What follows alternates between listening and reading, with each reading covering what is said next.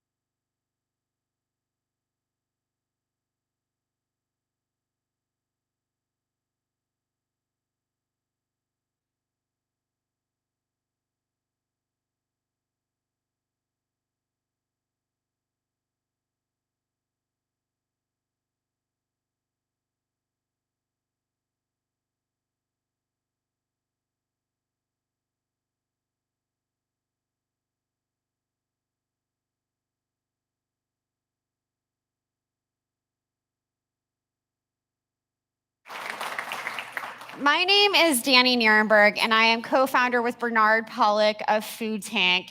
Food Tank, for those of you who don't know, is a research and advocacy organization really dedicated to highlighting stories of hope and success in our food and agriculture systems, both internationally and domestically, and all across North America. We try. And we do this with the aim to inspire, motivate, and ultimately activate positive transformation and how we produce and consume food. We are really, really lucky to have incredible partners that have made this afternoon possible. And I want to give a big thanks to the Food and Agriculture Organization of the United Nations, and especially Tom Pesek, who you'll hear from in a few moments. Give him a round of applause, please.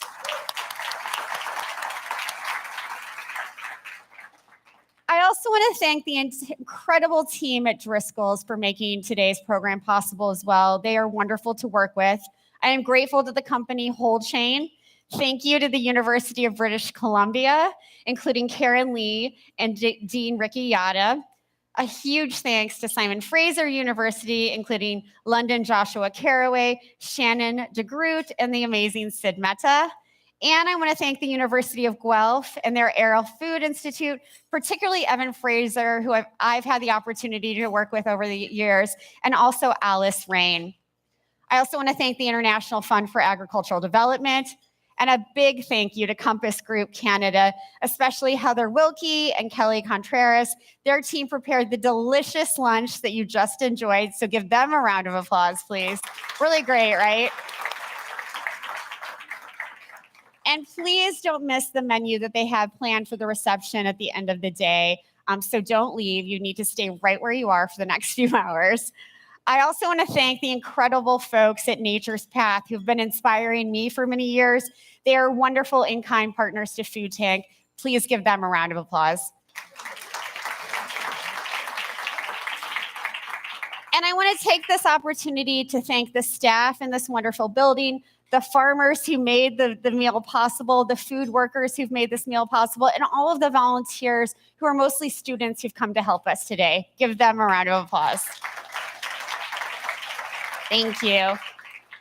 This summit is a way for us to all gather, celebrate, and amplify the theme of this year's World Food Day, which is water is life, water is food, leave no one behind. This morning, the Aero Food Institute organized a satellite event in the honor of World Food Day to explore research into best practices, challenges, and opportunities at the intersection of water and food systems. And if you weren't able to tune in live to that event, I encourage you to watch the replay on Food Tank's YouTube channel. Throughout this afternoon, we are going to hear from more than 35 speakers, including policymakers, researchers, farmers and fishers, chefs, business leaders, and nonprofit advocates. Our academic partners at Simon Fraser University and the University of British Columbia have played an enormously tremendous and important role in today's program. It's really thanks to their work with the communities around them that have been able to organize these incredible panels to better understand the role that farmers can play in water conservation, the importance of fishers for food and nutrition security, and the links between our aquatic ecosystems and the climate crisis. The discussions today are meant to be really fast-paced and dynamic, and if we have to cut sessions short, I ask that you forgive me, in advance, because I really want to keep this flowing, make sure that we end on time and get to that wonderful reception that I mentioned earlier. There will be plenty of time, I promise, for networking and asking the panelists questions later on. For those of you who are here in person, again, we have this reception planned, so don't leave. And if you're joining virtually, please join the conversation online by using the hashtag World Food Day. So again, that's hashtag World Food Day. You can also give me feedback in real time by emailing me personally at danielle@foodtank.com. So danielle@foodtank.com, and I will respond whenever I'm sitting down, I promise. Now I'm really excited to join someone who this summit wouldn't be happening without him. And I think thought Food Tank might be a little crazy when we reached out to him, but I'm really excited to welcome Dean Ricky Yada in the Faculty of Land and Food Systems at the University of British Columbia to the stage. He will say a few words. Please give him a round of applause.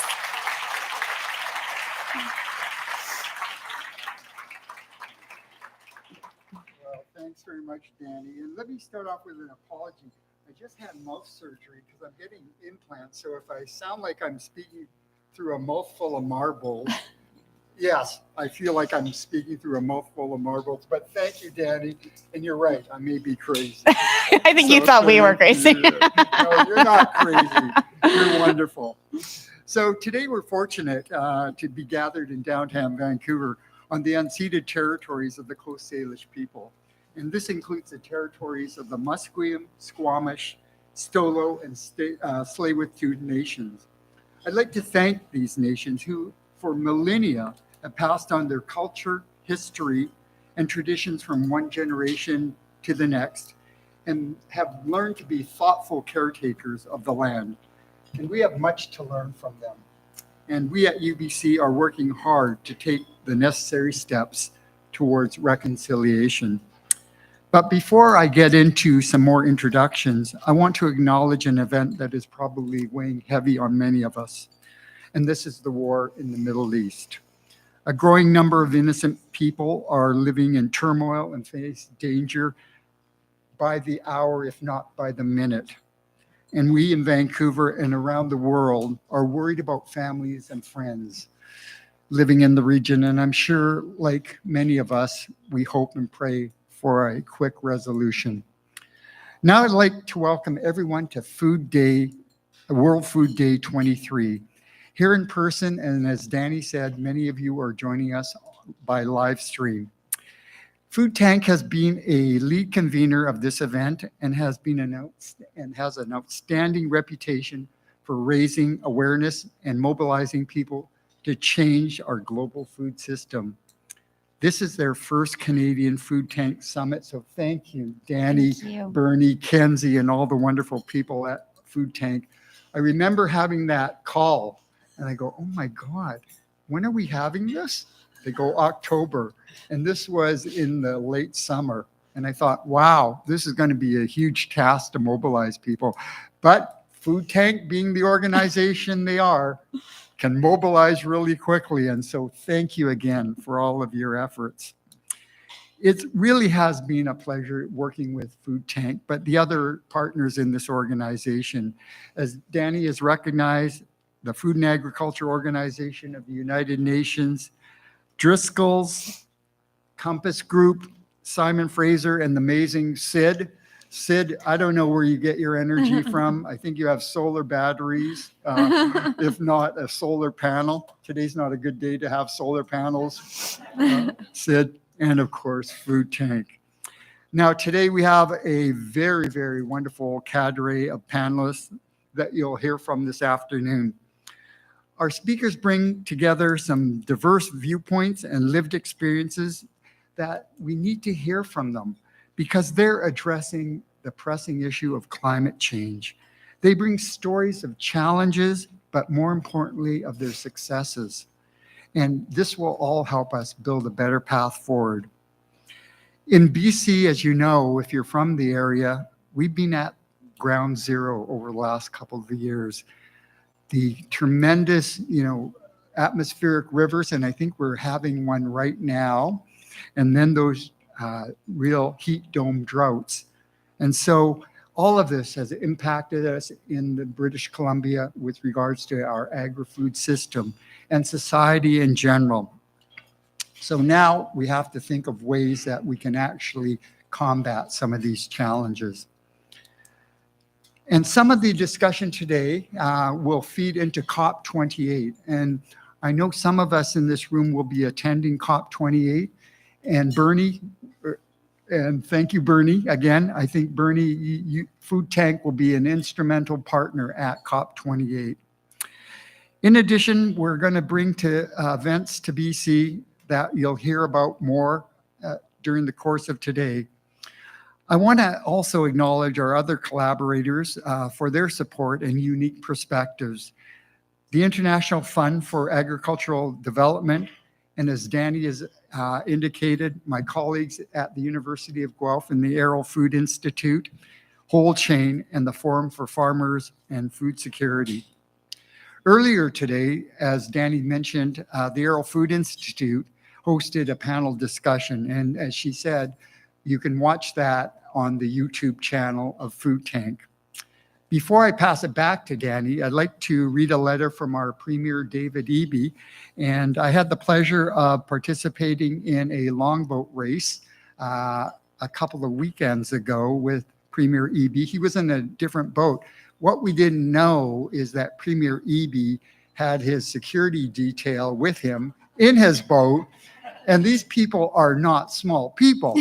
So needless to say, we started off close to them, but then they pulled away and they actually won the race. So we didn't want to let the Premier come in second, I guess. So let me read a message from Premier David Eby. As Premier of British Columbia, I'm pleased to extend my warmest greetings to everyone participating in the 2023 North American World Food Day. Water is life, water is food, leave no one behind. The theme for this year's World Food Day highlights the critical role water plays in our food system. British Columbia's water supply is one of the strongest assets, providing the people of our province with abundant electricity, awe-inspiring natural landscapes, and a thriving agricultural sector. However, the record drought and other extreme weather events we have experienced these past few years are a reminder of the urgent need for responsible water management to ensure we have sustainable, resilient local food systems. Farmers, ranchers, and producers are feeling the impacts of climate change, and our government is committed to ensuring they receive the support they need. This summer, we announced the Agricultural Water Infrastructure Program, a $20 million investment to support agricultural producers by enhancing new water storage and water supply infrastructure. Programs like this will help strengthen food security in a changing climate. I would like to acknowledge the many organizers behind this event, including the UN Food and Agriculture Organization, Food Tank, Driscoll's, WholeChain, UBC, and SFU. Thank you all for your dedication to raising awareness and finding solutions to the critical issues surrounding food and water. I wish you all the best for a productive and engaging World Food Day. Signed, David Eby, Premier of the Province of British Columbia. So with that, I'll turn it back to Danny. And Danny, I noticed that you're wearing a cast. I didn't know that this was a full contact sport today. So good luck with that. Thank you, Dean Yada. Another big round of applause. I've been joking about my foot for the last few weeks. The big food tried to stomp me down, but I didn't let them.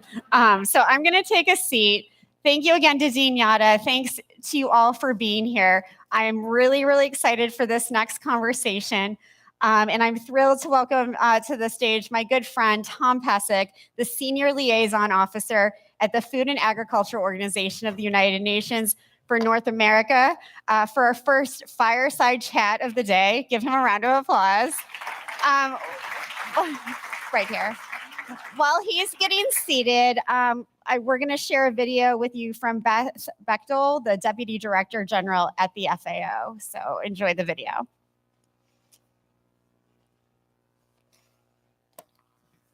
Greetings to you all from Rome, Italy. I am so sorry that I could not be there with you in person to celebrate this year's World Food Day. World Food Day holds a very special significance for our organization. It marks the birth of FAO, the Food and Agriculture Organization of the United Nations. This happened in Quebec, Canada on this very day, October 16th, in 1945, and was in the immediate aftermath of World War II. Since then, we have seen dramatic increases in global food production, largely achieved through innovation.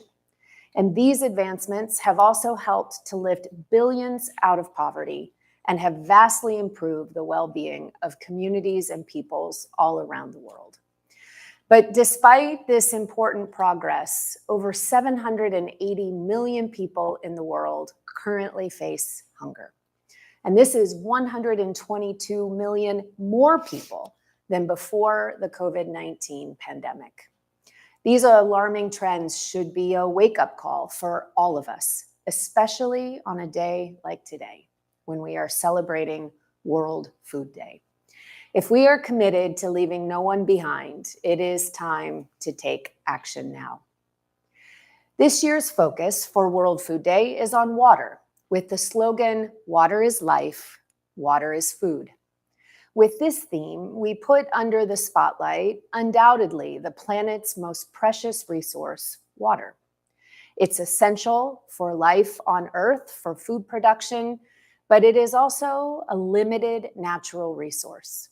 Increasingly, we have put our water resources under stress due to decades of poor use and management, over-extraction of groundwater, pollution, and now the impacts of the climate crisis. We risk reaching a point of no return.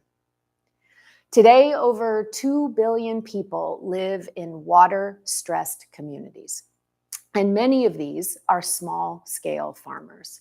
They are the backbone of agriculture.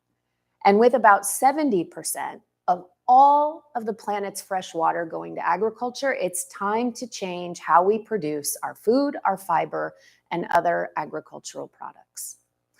At FAO, on this World Food Day, I can say to you that we are committed to putting farmers first, making sure that they are equipped and have access to technologies, services, and tools, to finding ways to produce more with less water and other inputs, to reducing food loss and waste, to supporting governments in designing more science and evidence-based policies, and importantly, to leveraging science, technology, and innovation to better monitor and map our agri-food system needs, to manage our resources more efficiently, and to upscale sustainable agricultural practices.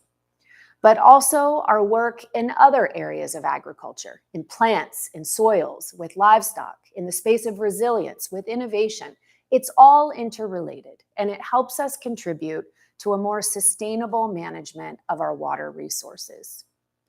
There is much that we can do, I believe, to reverse the current global food security trends, to help us get back on track to achieve the Sustainable Development Goals, and particularly SDG 2, ending hunger.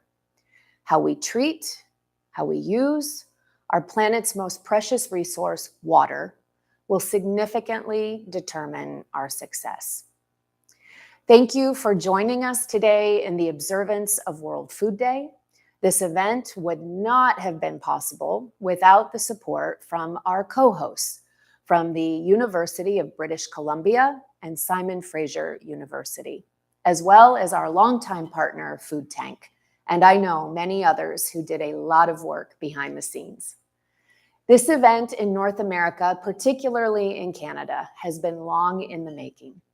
Thank you for being here with us, and I look forward to hearing about all of your discussions and to continue to work together to address these significant water and food security challenges the planet and all of us together face. Thank you.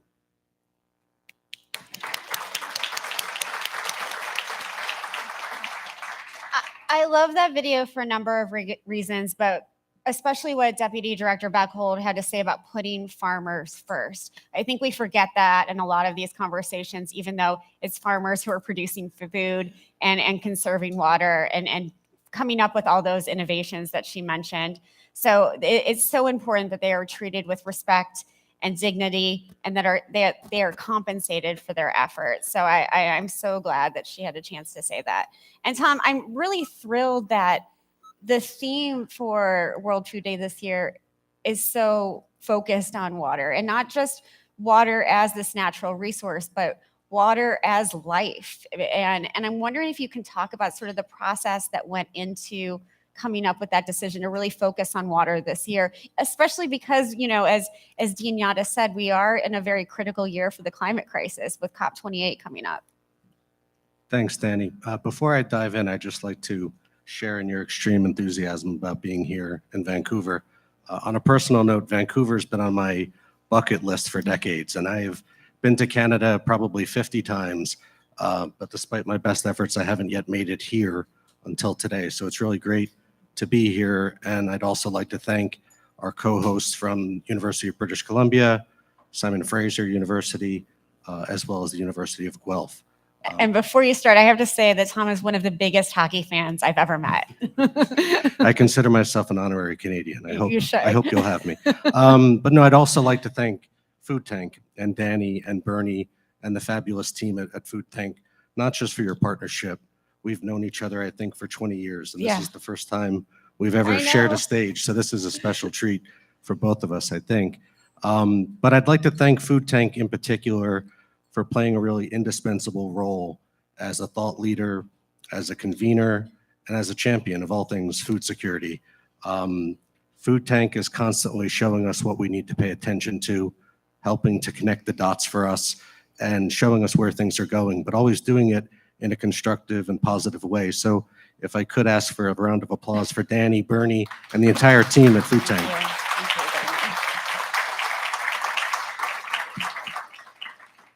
So to your question.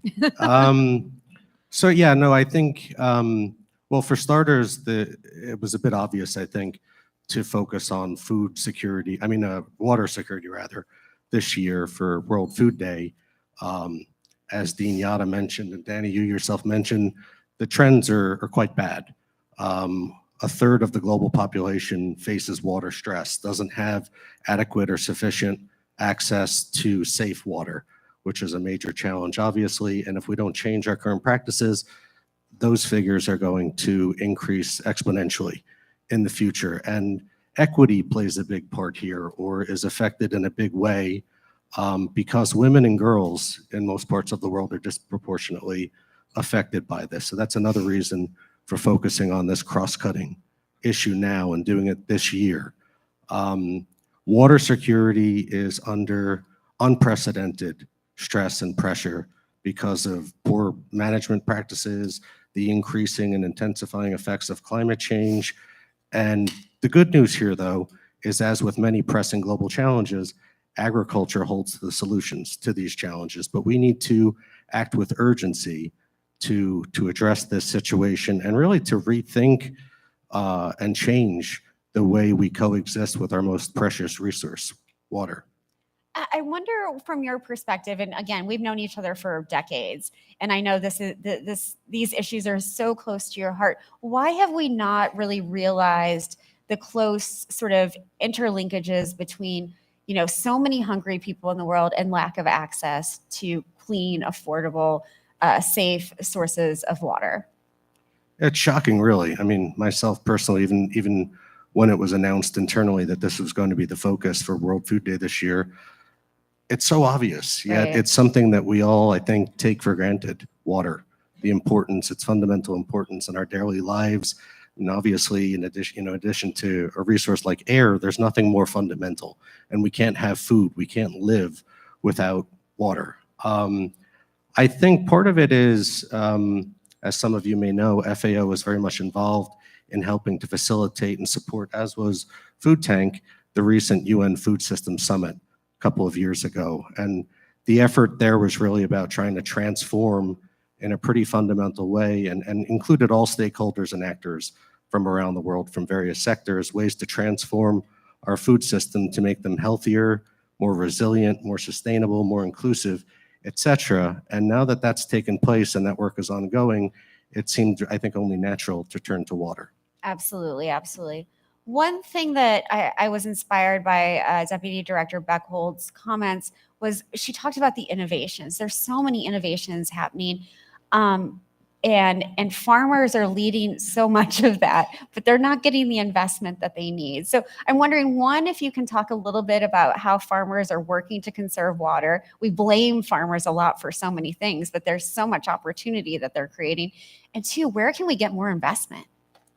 Yeah, great question. As Beth Beckdahl mentioned, and as Danny mentioned rightly, farmers, just as you just asked, how is it that we've ignored, if you will, water for all this time?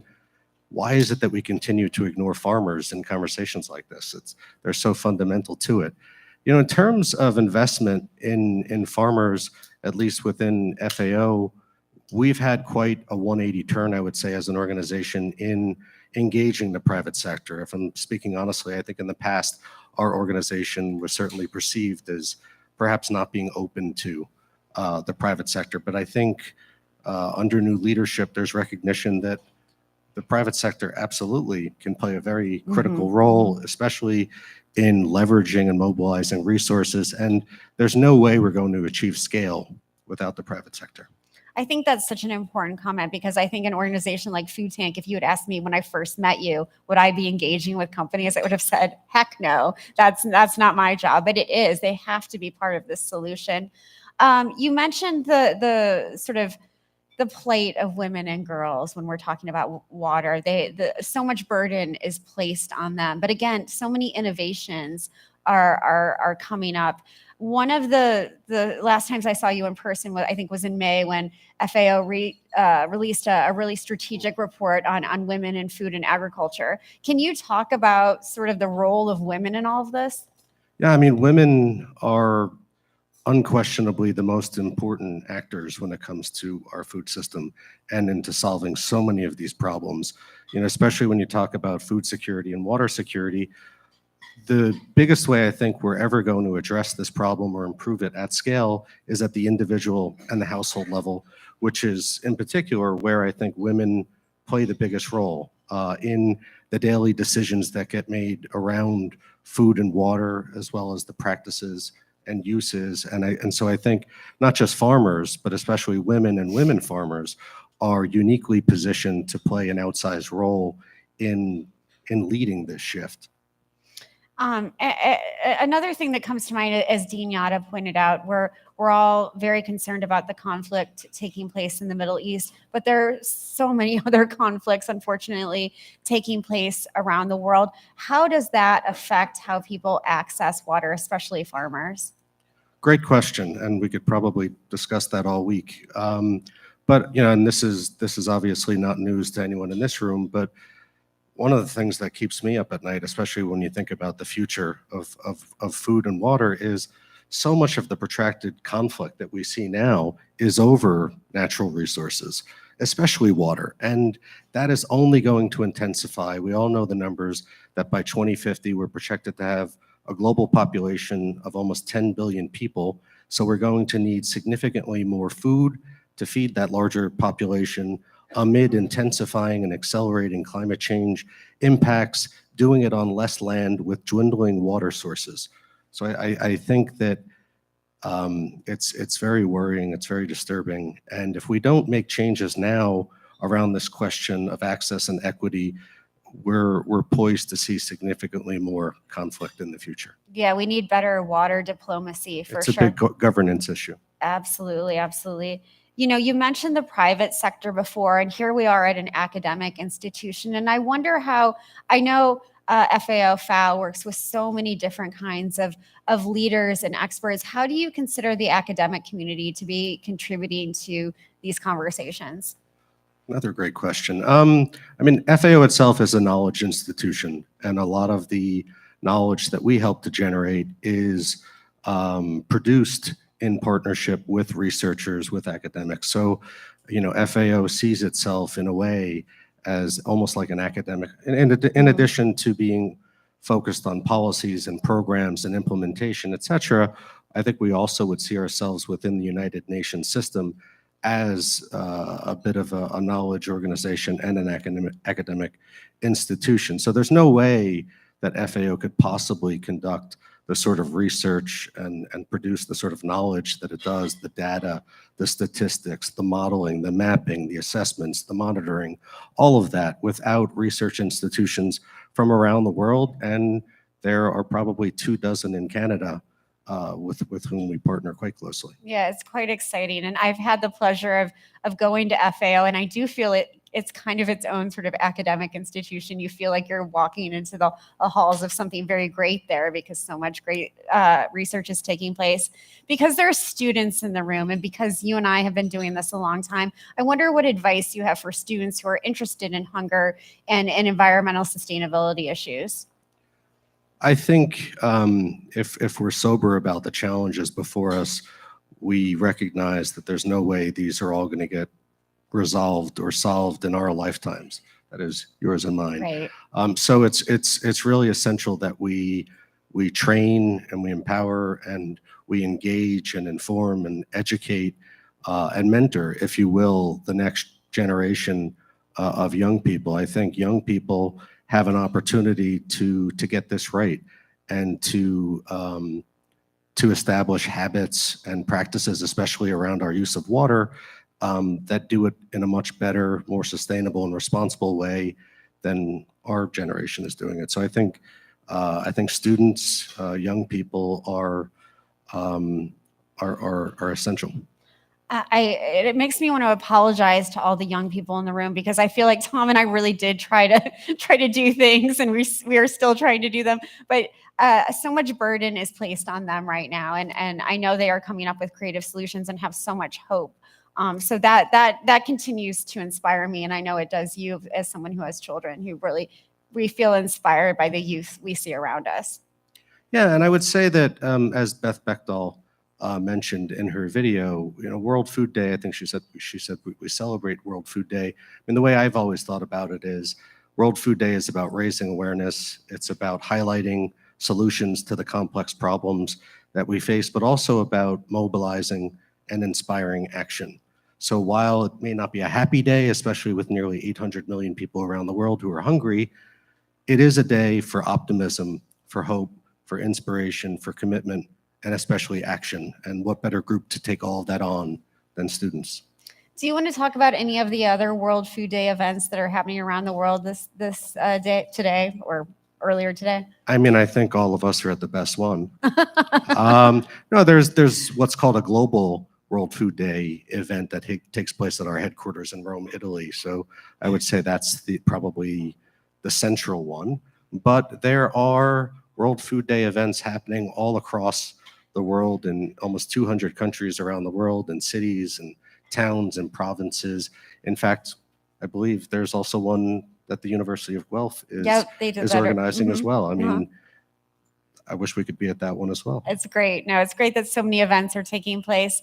So it's sort of my final question for you.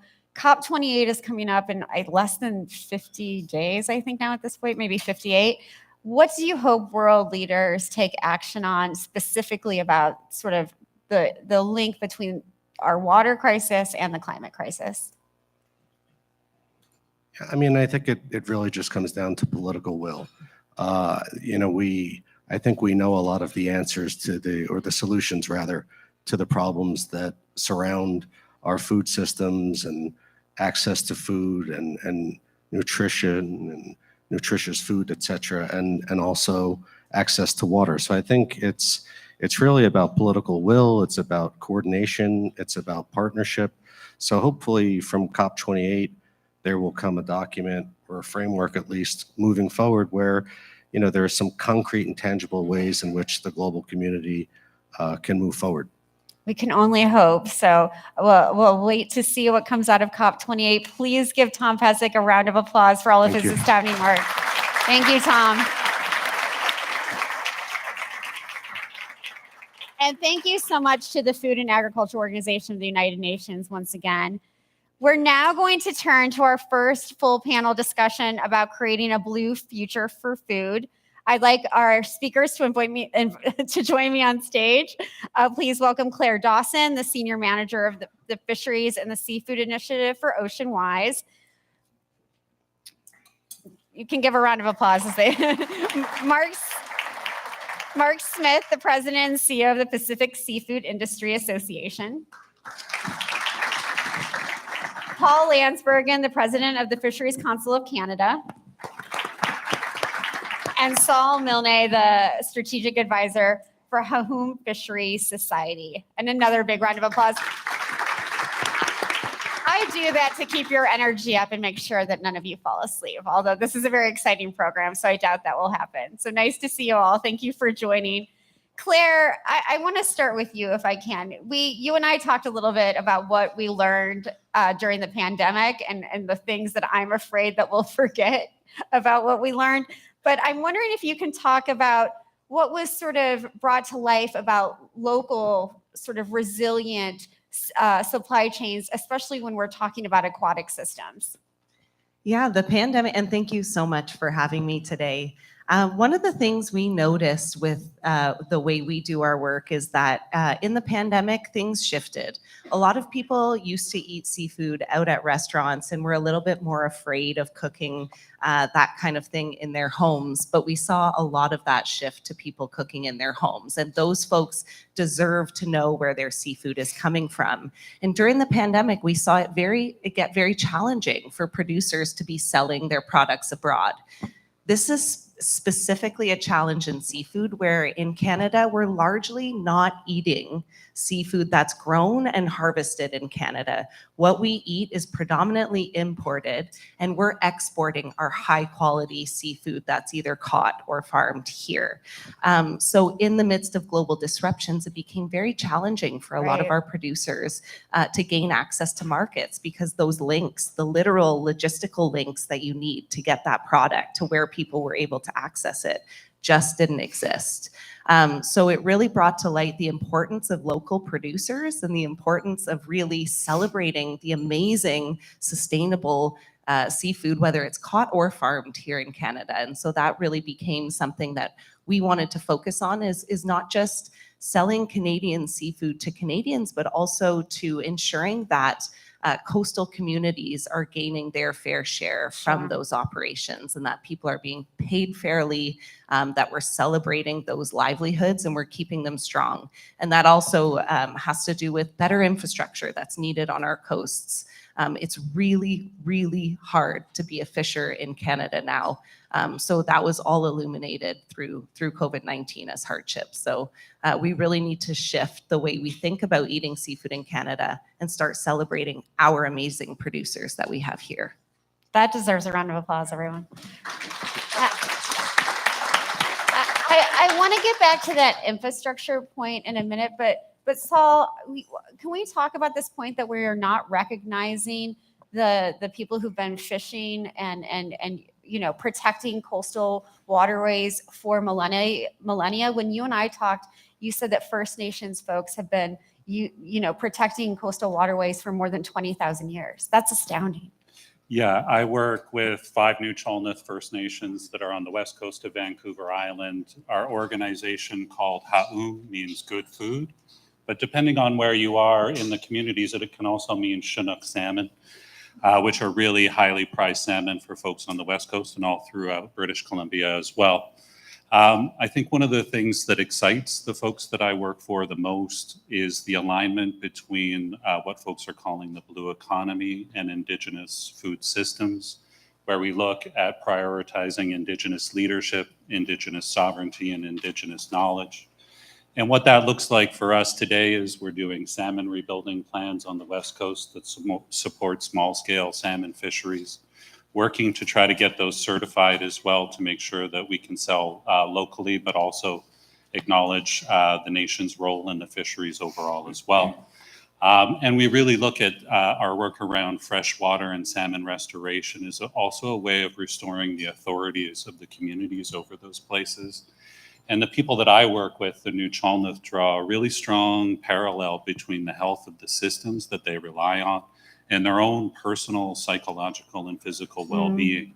And so when we get busy doing those things, we're both addressing those things out there, but we're also helping addressing some of the things that are legacies of colonialism within ourselves as well. Right, and we talked about equity with Tom a little bit. That equity piece is so important and so overlooked. Yes. Feel free to elaborate. Yeah, I would just say the emergence and the recognition from broad sectors, so from academics to businesses, about the roles that First Nations or Indigenous folks, depending on where you're from, will have. That is a really fantastic challenge. It also means locally, like where I work at the watershed level, that we're very reliant on partnerships. If that's partnerships with academic institutions to do remote sensing on sensitive rockfish areas, if that's partnering with folks that have a lot of knowledge around terrestrial work and hydrological work, We really need those sorts of partnerships at our local scale to be able to achieve the vision that the nations want around equity. That's so important. I love that combination of kind of high and low technology and really bringing those pieces together. Paul and Mark, Saul talked about well-being, and I think that's really important to this conversation. And I want to talk a little bit about how nutritious the blue economy can be for individuals. And seaweed is obviously sort of trendy right now, along with kelp and sea vegetables. But these are foods that we have depended on for thousands of years to keep us healthy. Can we talk a little bit about the nutritional aspects? Whichever one of you wants to go first. Sure. I can take a quick thing. And you're exactly right. And first and foremost, thanks for the opportunity to be here. We appreciate that. Yeah, well, certainly seaweed is very topical these days everywhere. Canada, it's becoming certainly an emerging opportunity. And we do, from a nutritional standpoint, we certainly hit a lot of buttons, whether it's your iodine content or a whole host of vitamins and minerals that can add to your daily supplements. That's for sure mission critical. The other piece that, of course, that we see as a significant opportunity is the fact that it is a significant piece in the blue economy. It's in the ocean. It's regenerative. All of those pieces that, and when we look at things specifically in the province of British Columbia, when we're all faced with the climate change and the atmospheric rivers and the fires that have been happening, one of those things, again, in the ocean, in a general sense, that opportunity to be able to really push the boundaries on that opportunity, we think is significant. On a personal note, I would actually also applaud, I think that the British Columbia government we're working to build a lot of bridges and awareness there. And last year, the British Columbia government struck a committee on regenerative agriculture, of which we were lucky enough to sit on. We were asked to be there, and I was, quite frankly, and there's some of those, my colleagues from that committee are in this room, and I know when I got there, we were the only ocean people. But the bridge between the farm and the ocean and all those pieces is monumental. So I'm off topic a little bit, so I don't want to do that. So on that note, I'm going to turn it over to Paul. Thanks for catching yourself. Go Great, ahead, Paul. thank you. Well, first, I'd like to applaud Food Tank for having this panel focusing on blue food, because I feel that the importance of blue food often gets overlooked. And Beth and Tom talked about it from the FAO, that blue foods, seafood, is the source of protein for 3 billion people in the world. And so if we're going to continue to feed everybody over the next decade and towards 2050, when we have 10 billion people in the world, we need blue food. And we need wild capture to be as sustainable as possible. We need as much aquaculture and mariculture as possible. And Mark mentioned, seafood has a lot of nutrients that we can't get from other sources of protein. And Claire talked about how in Canada, a lot of our seafood comes from imports. Well, we actually don't have a strong seafood culture in Canada. Health Canada recommends that we eat 2 servings per week, and we're averaging just over 1 serving per week. So we actually have a campaign to convince Canadians to eat more seafood, and in particular more domestic seafood. Choose Canadian seafood. Smarter meals out of the blue is the tagline. And chooseseafood.ca is the URL. Thank you for so much for mentioning that, because I think these campaigns to eat more seafood, to many of us, who are sitting here today, like, that sounds great, right? But I get a lot of pushback if I tell people to eat more seafood. I recently did this online, and sort of it wasn't exactly hate mail, but it wasn't great. And so I'm wondering how we can help. This is really a question for all of you. Help people understand how to eat more seafood in a way that is sustainable, that's good for communities, that's equitable, and delicious. So maybe I just kind of go down the line. Claire? Yeah, that's a great point. I think, we at Oceanwise, we like to say choose sustainable seafood. And that's one of the things that we try and help folks with through our Oceanwise Seafood Program. So you can always head to our website to look at what that looks like. But sustainability, I think, is inherently driven by each and every one of our own personal value system. So I would encourage consumers to think about what is really important to you, because the idea of a sustainable seafood, it could still be flown in from somewhere very, very far away, when perhaps there's another suitable alternative that's available nearby. But depending on what your values are, you might pick one or the other. I think to you know, the importance of supporting communities and making sure you know where your seafood comes from Right. is really the most important piece. If you know where your seafood is coming from, then you know how it's produced. You know you can avoid these very terrible things that can sometimes come along with seafood. And I'm sure everyone's seen, you know, the recent article in the New Yorker magazine by Ian Urbina of the Outlaw Ocean Project. If you haven't, do go check it out. These are issues. We think the ocean is so big and vast that these things are not happening near to us. But these products are touching each and every one of our lives. So it's really important to know that your seafood wasn't caught or processed by slaves. It's important to know that it was caught or farmed in a way that is minimizing our impact on the environment. And the only way you know that is to know who caught it, where did they catch it, and how did they do that? So encouraging traceability as much as possible, encouraging people to ask those questions, and a political environment that has the will Yeah. to make the legal floor higher than it is now so that everyone is on the same playing field in having to provide that information. Thank you, Claire Mark. Great. That's hard. How do you follow that? That's impressive, Claire. So, and you know, part of the challenge, I always say this, the challenge / opportunity in the seaweed space is that we are really in North America. I will take the leap and say North America, in that it's at the starting line, like the volume there at scale is just not there. Now, that said, that doesn't mean you can't have seaweed. And I was thrilled to see seaweed on the menu here today. Outside of traditional food, like it's being used in other things, ingredients, additives, chefs are using it. It's probably in more things than you are aware of today. But I think, you know, from a local standpoint, you'll try and be cognizant of that piece in there. And we know are statistically that the mountain of opportunity and seaweed that's being imported, there's, again, significant opportunity to scale locally. We see in a British Columbia context, really with the coastal communities and nations of which we're having numerous conversations with. I mean, this is, again, like Paul said, the fishing over 20,000 years. And, you know, this is not new. So it is an active part in there too. So we think there's an opportunity to really telling that part of the story is significant as well into the food system, ecosystem. Thank you. So important. I appreciate that. Paul? I think the biggest thing I can mention is certainly to be informed, like Claire said. And so we try and help that for Canadians because our market research says that Canadians are not that familiar with eating seafood. Now, during the pandemic, a lot of people did, I guess, practice at home cooking, right? They experimented. And so things are improving, but so we put out a consumer's guide to try and help them, you know, how to buy it, what to look for, how to cook it, and things like that. I think, you know, the seafood sector is also a very complex supply chain. And so it's hard to know all that information that Claire talked about. And so one of the easiest ways is look for certification logos on the package.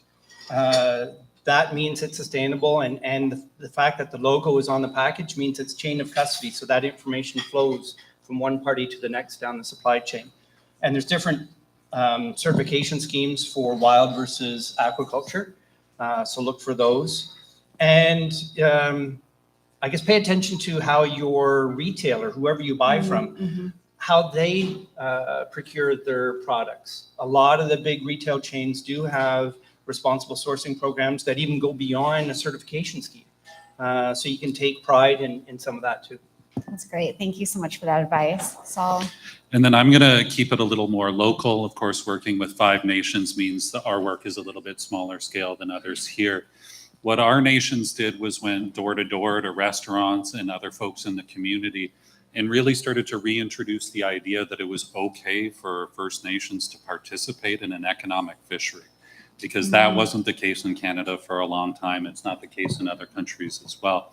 So we ran into at first some fear and concern about the legitimacy of First Nations fishing, their commercial opportunities. What we found then was building partnerships with local guilds. So there's a culinary guild in Tofino that links us to other parts of Canada as well. Those were really wonderful opportunities. Working closely with chefs, other folks that do buying for restaurants and chains is really important for us.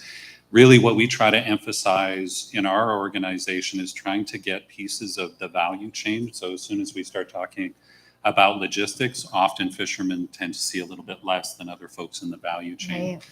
So we do work on a very small scale, which does provide some challenges, but really it was a lot of local marketing with restaurants, first in Tofino, and then for folks that don't know, Port Alberni, which is slightly closer to here, all the way to Nanaimo as well. So we try to have the fishermen work with local folks as much and sell that largely on Vancouver Island itself. So that's the way that we've dealt with that challenge. That relationship building is so key, but very difficult and time consuming. It is. It took years. So the nations that I'm working for are in the 12th year of their fishery, and it probably took 6 years before chefs were really comfortable with either the halibut or the Chinook or the other rockfish that they were seeing. We also encourage folks when you're out in Tofino to come down at the docks, work. You can sit beside our monitors so you can see how validation works. You can see folks at work as well. Those have been really the other wonderful opportunities for the 5 nations, is not just so much the fishermen themselves, but then there's catch monitoring, which involves validation. We try to hire as many local folks as we can because there's so many different aspects to the fishery itself. And again, just trying to make sure the nations are central to the majority of that activity. So key. Thank you so much. One thing I'm kind of hearing, or at least from a few of you, is that there's a need for more infrastructure to make the sustainable seafood actually possible and continue over the long term. And I'm wondering if we can just talk about what kinds of infrastructure. You've talked a little bit about technology. What other kinds of infrastructure are really necessary to make this sustainable over the long term? One of the benefits we've had is the New Cholnith were part of a large commercial fishery off the west coast of Vancouver Islands for a generation. But what we've seen is as the commercial fishery has started to wind down, really important parts of our ports, so including mechanics for vessels, often our fishers will have to go about 300 kilometers to get their vessels worked on rather than having it done right in their fishing territory. So we see tremendous benefit both working with remote coastal communities, which the First Nations are, but then other commercial industries that are in those areas or recreational fishers that might also be plying the same waters as our fishers as well. And largely we need the same things when we get to the dock. We need ice, we need electricity, we need logistics. And there's a great opportunity again to grow our partnerships locally to share that infrastructure with other remote coastal communities. Partnerships, collaboration, that's what I'm hearing a lot too. What other infrastructure? Go ahead. I'm going to jump in there for a second. For us, again, kind of at the starting line, really basic processing. Everybody that's, for the most part, specifically in the space in British Columbia, is out there. They're going to other supply chain or processors, mostly in the lower mainland. Mm-hmm. So, and I think there's a massive opportunity in that collaborative space. We really add, whether it's oysters, the fin fish, there's all these other where we can play well with others. Yeah. Interestingly enough, as you talked, Saul, is the kind of the commercial, there's areas and facilities we know both on Vancouver Island and up and down the West Coast where maybe some of these fisheries processing plants are either dormant or shuttered, where there's opportunities to repurpose. For those of you in the room might know that the province was actively involved in food hubs a number of years ago. The Port Alberni Food Hub, the anchor tenant there is a seaweed company. So we see there's certainly opportunities there. But the good news is that a lot of the existing infrastructure, docks, boats, those things, and the skills and reskilling, a lot of those attributes can just be repurposed to scale the energy. And I think there's shared resource. That's exciting, there. Paul. The one thing I wanted to mention is in face of climate change and more extreme weather events, we're seeing our coastal infrastructure be challenged.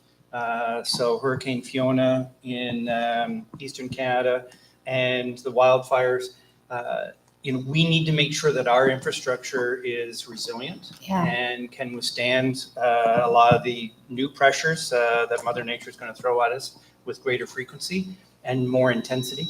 And that's going to require a lot of investment. Thank you. Claire, I'm going to give you the last word on this infrastructure piece. I'm also hoping, that you can talk about the intellectual infrastructures that is needed as well as the physical. I'm really glad that you brought that up because I wasn't going to talk about physical infrastructure at all. It's really the hidden infrastructure. What I want to talk about is knowledge. In a world where we make decisions at a policy level for regulations based on the best available science or the best available knowledge. We are now confronted with this challenge that science is perhaps not the only way. And in fact, there are people who have thousands and thousands of years of observations along these coasts about what resources have been doing. They've been managed for that entire time. But just because it's not written down or perhaps in a accepted Western science format, it ends up not being used for decision making, and that needs to change. So the conversation about, thank you. But really the conversation about what counts as knowledge, who gets to decide that, and how are they all integrated together so that we can take the best of all these systems to be making the best decisions is how we need to move forward. So science, it's still valuable, it's still very important, but we need to combine that with traditional knowledge, with Indigenous knowledge and community knowledge, because these are the people who are out on the water every day, and they know best. Fishers are the stewards of our saltwater area. They do not want to behave unsustainably, so we need their knowledge and we need to work with them. I think that's a beautiful point to end this conversation on. I want to thank you all. Please give these panelists a round of applause. Thank you all again. Before I continue, I forgot to mention that my co-founder and partner in crime for Food Tank is Bernard Pollock. I mentioned him earlier. He's Canadian, everyone, and another big hockey fan. So let's give Bernard Pollock, a Canadian, a round of applause, please. And he's my best friend. Next, we have a great panel to explore opportunities for better water management in support of food systems. So please join me in welcoming Rashid Soumaila, a professor at the University of British Columbia. Round of applause. Dana Lynn McKenzie of the WholeChain. I'm sorry if I'm mispronouncing things. I'm a bad American.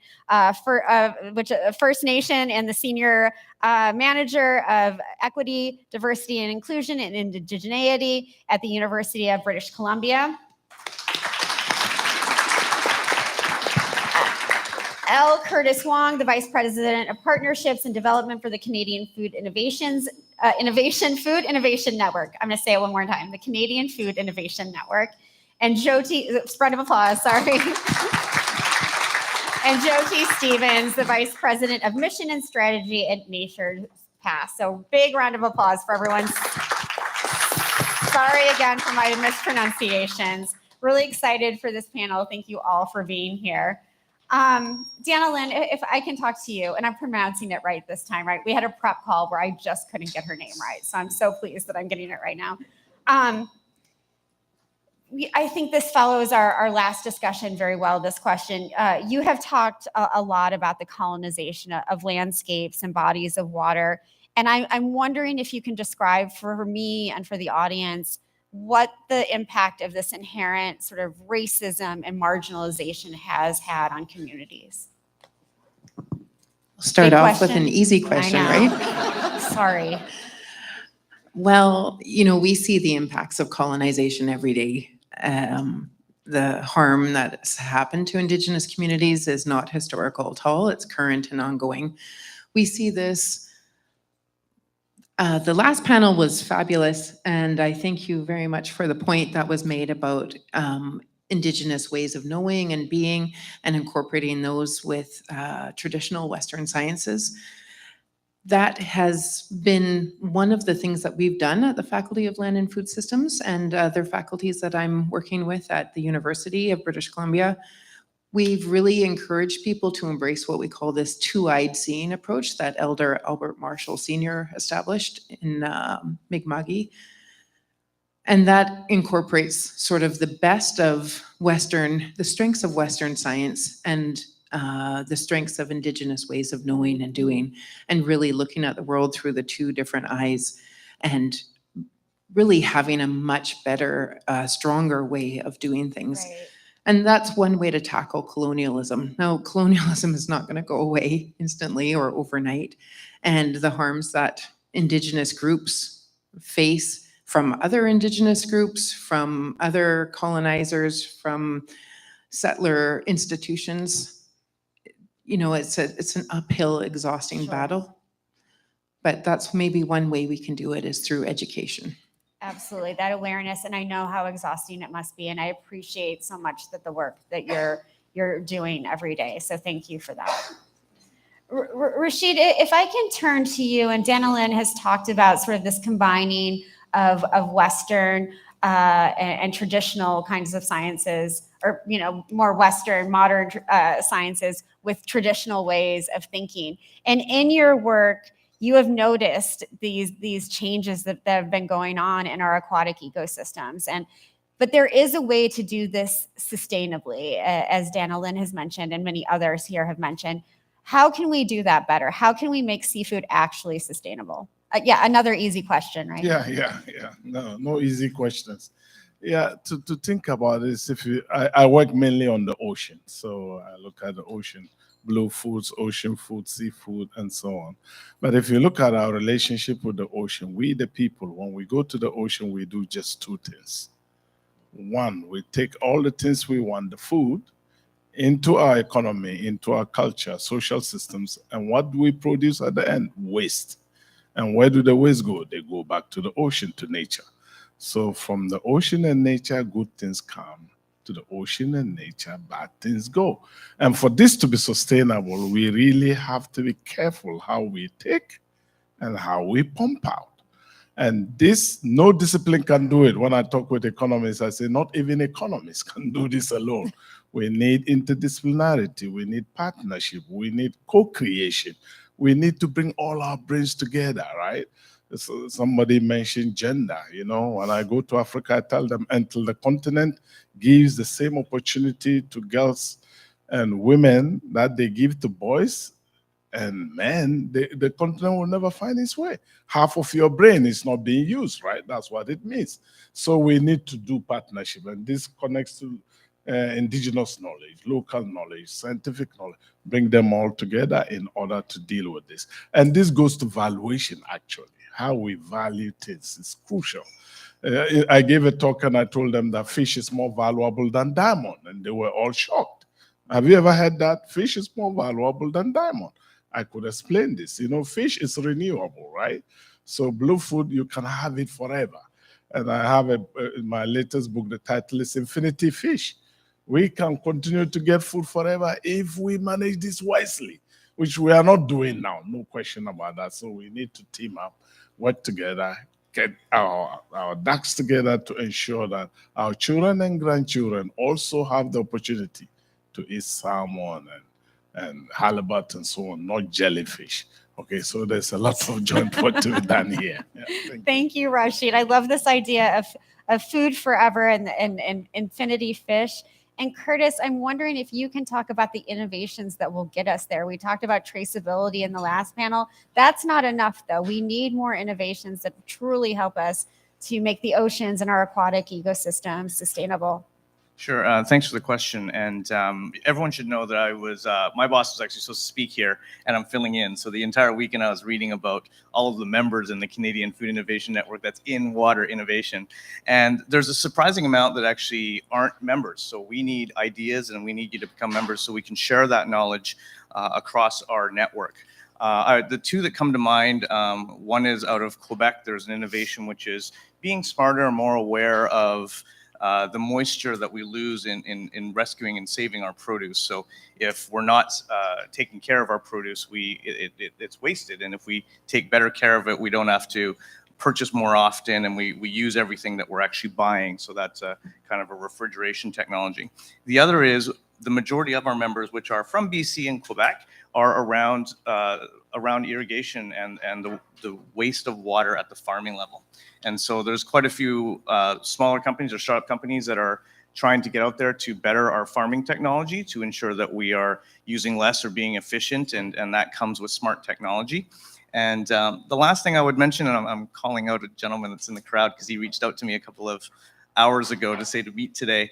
But Foresight is a company in here across Canada, and they have a water network, which I didn't know about. So I got to say hello to him and read about that. So I would say small plug to Foresight for having a network of technology for innovators. Yeah, that's so important. Jyoti, that makes me want to turn to you because for two reasons. One, companies have to constantly be innovating, especially when we're facing this huge water/climate crisis that's not going away. Second, I mentioned that we blamed farmers before. We blamed the private sector for almost everything. And so I'm wondering, for a company like Nature's Path, you're trying to do the right thing when it comes to water and so many other things. How do you do that? And what do you want other companies to learn from you? Yeah, I think I want to first touch on what my fellow panelists said, which is, into the ocean is where bad things go. And the fact is that a lot of the bad things that go into the ocean are the result of industrialized agriculture. So you think about the dead zone in the Gulf of Mexico, which is a 4,000 to 5,000 square mile area where life can't thrive, Right. primarily because of runoff from fertilizer, synthetic nitrogen-based fertilizer, and outputs from confined animal feeding operations. You think about pesticides going into the ocean. I think in 2012 there was a massive die-off event in Prince Edward Island where thousands of fish were killed as the result of pesticide runoff from farms. So luckily there are solutions, and organic agriculture is one of the solutions that we've continually invested in. So organic farming does not use synthetic fertilizers, but it instead uses cover crops and crop rotations. And not only does it avoid what's bad, it helps build up the life in the soil, the resiliency of the soil, and the ability of soil to act as a sponge, so that when we do have these extreme weather events like droughts and flooding, it's able to perform better. It can hold the water in it and can grow in severe conditions. So investing in organic agriculture is a really critical way to help protect water. Thank you so much for that. Can you talk about what you're doing specifically at Nature's Path to make sure that that happens, that you're not just using organic agriculture, but that you're helping conserve water? Yeah, absolutely. So in addition to thinking about what we're purchasing, we also have eco-efficiency goals within our manufacturing operations. So making sure that the water that we're using within manufacturing is used efficiently, and that happens primarily through engaging our team members in improvement work through our facilities, as well as partnering with other businesses. So in our Blaine, Washington facility, we've partnered with a farm that takes our wastewater and puts it into their biodigester and creates renewable natural gas. So finding ways to partner with other businesses and organizations to take waste, reuse it, and then also reduce our amount of waste overall through efficiencies. Yeah, it really good. I mean, I keep saying it throughout these conversations. It's partnership, collaboration. These things really need to happen in a bigger way. Danilyn, if I can come back to you to achieve the resilience that Jyoti mentioned, it's really imperative. And when we spoke, it's imperative to think of these as collective efforts and not individual ones. And when we spoke, you really, really emphasized that, and it stuck with me that we're placing too much emphasis on the individual. And I'm wondering if you can dig into that a little bit deeper for me. Sure. One of the key teachings that we are promoting in our educational work at the university is really embracing an Indigenous worldview, where we decenter the individual, who is in a Western worldview or the dominant worldview. The individual is at the top of the pyramid and everything is below. Animals, fish, dirt, stones, insects are all there to be extracted and to be used to support the individual. And also time is very much static in this worldview. It's all about now and not thinking about the past or the generations yet to come. So an Indigenous worldview, for example, is something that is much more circular. It de-emphasizes the individual. Time is more important. We think about the ancestors and our role really as the new ancestors. What are we leaving behind for the generations yet to come? and how all life and soil and every piece of the earth and water as the Mother Earth's lifeblood, is so important. And it's no more important than we are as human beings. So that's one of the things we do. And that brings me to, I'm on the board of directors for Réseau WaterNet, and it's a really innovative strategic response to bringing control of water systems and water authorities to communities, especially small, rural, or Indigenous communities. And it emphasizes that, again, going back to the previous panel where we talked about knowledge holders and elders, it emphasizes bringing that knowledge, the stewardship that, I come from a long line of fishermen in Steveston, and a long line of women cannery workers. So, there are things that we've discussed in our family that were passed on for ages, but sometimes people aren't interested in what we're saying, So these pieces of knowledge are really important to hold on to, and they're really important to mine for our collective benefit and for the overall health of our whole world, which includes water as our lifeblood. Such a beautiful point, and I really liked what you had to say about being we are the future's ancestors, and we need to take that on. That is our responsibility. Rashid, I think, Dunelin has made this point that it's not all about now. And when we talked, you advised against focusing on everything, everywhere, all at once. And I think that really relates. So where should we focus today? And then where should we focus tomorrow? Yeah, you know that movie, right? That won 7 Academy Awards. Everything, everywhere, all at once. I was watching it and say, come on, when it comes to the ocean, sustainability, food, forever, right? It cannot be that. It has to be not everything, not everywhere, not all at once. Yeah.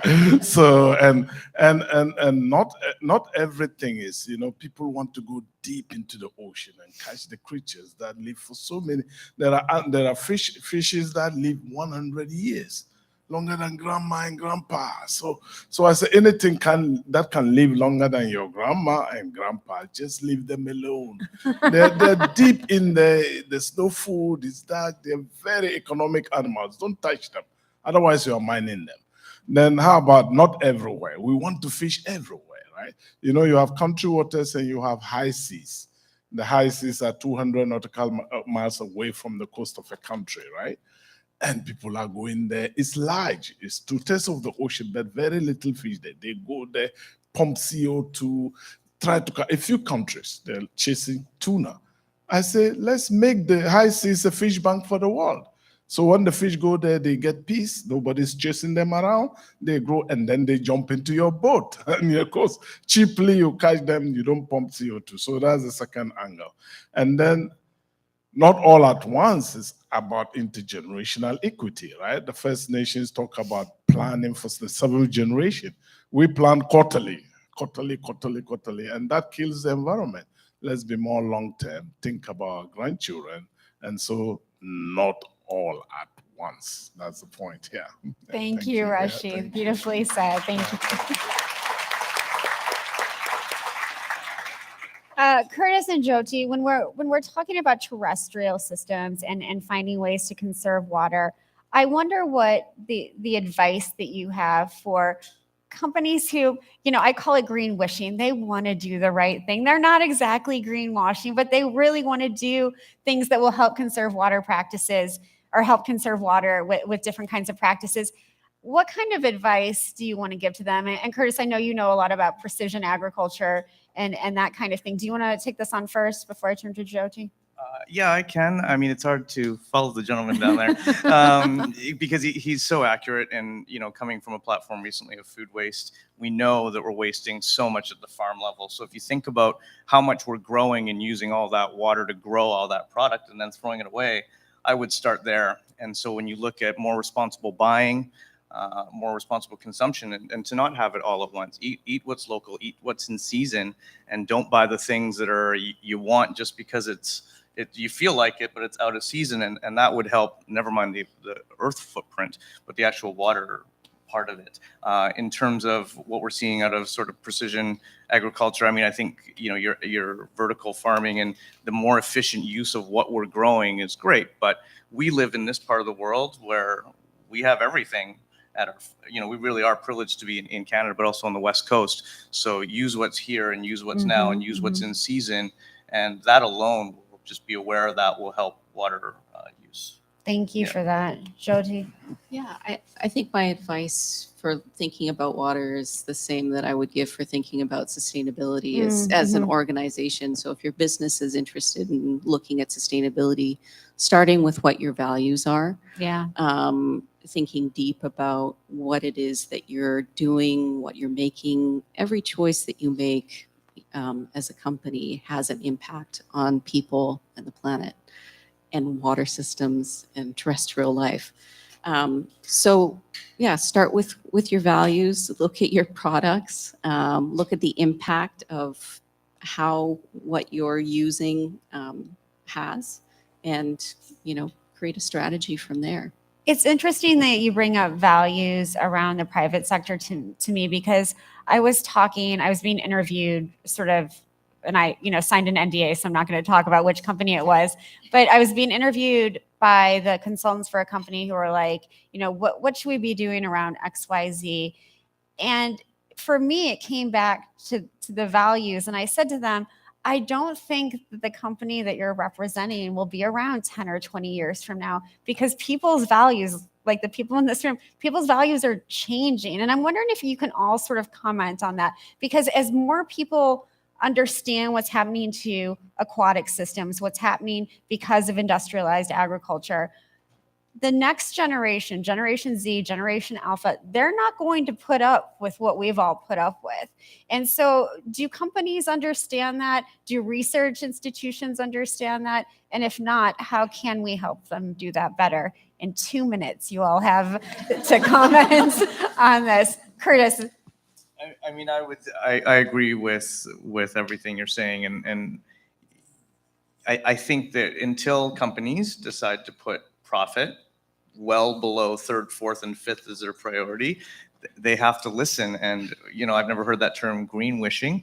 The consumer has to vote with their dollar. We have to be smarter about what we're buying, and we do it now. There is urgency to this, and I think that's not even a water topic. That's just a consumer product, a consumer and a food waste and a planet thing. So I think that's where it starts. It starts with us, and we demand it now. Thank you, Curtis. Jyoti?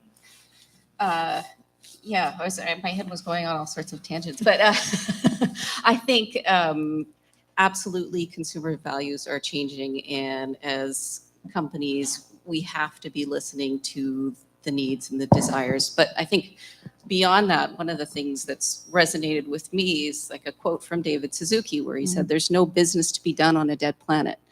So, as much as we want to be making money, if we're doing so at the expense of our ability to live long-term for generations to come, we're not going to be around. Right. Well said. Thank you. Danilyn. I think in the past, there's been a lot of cynicism and just despair about conversations and the effect of the amount of change that an individual can bring. And I think there is a movement now towards community engagement, whether it's with Indigenous communities or other communities that have a large stake in what's happening. And I think that together, when we build authentic relationships, when we respect each other's viewpoints, when we respect each other's ways of knowing, and when we just care, I think that's when we can make a difference. I love it. Respect, civility, bring those things back.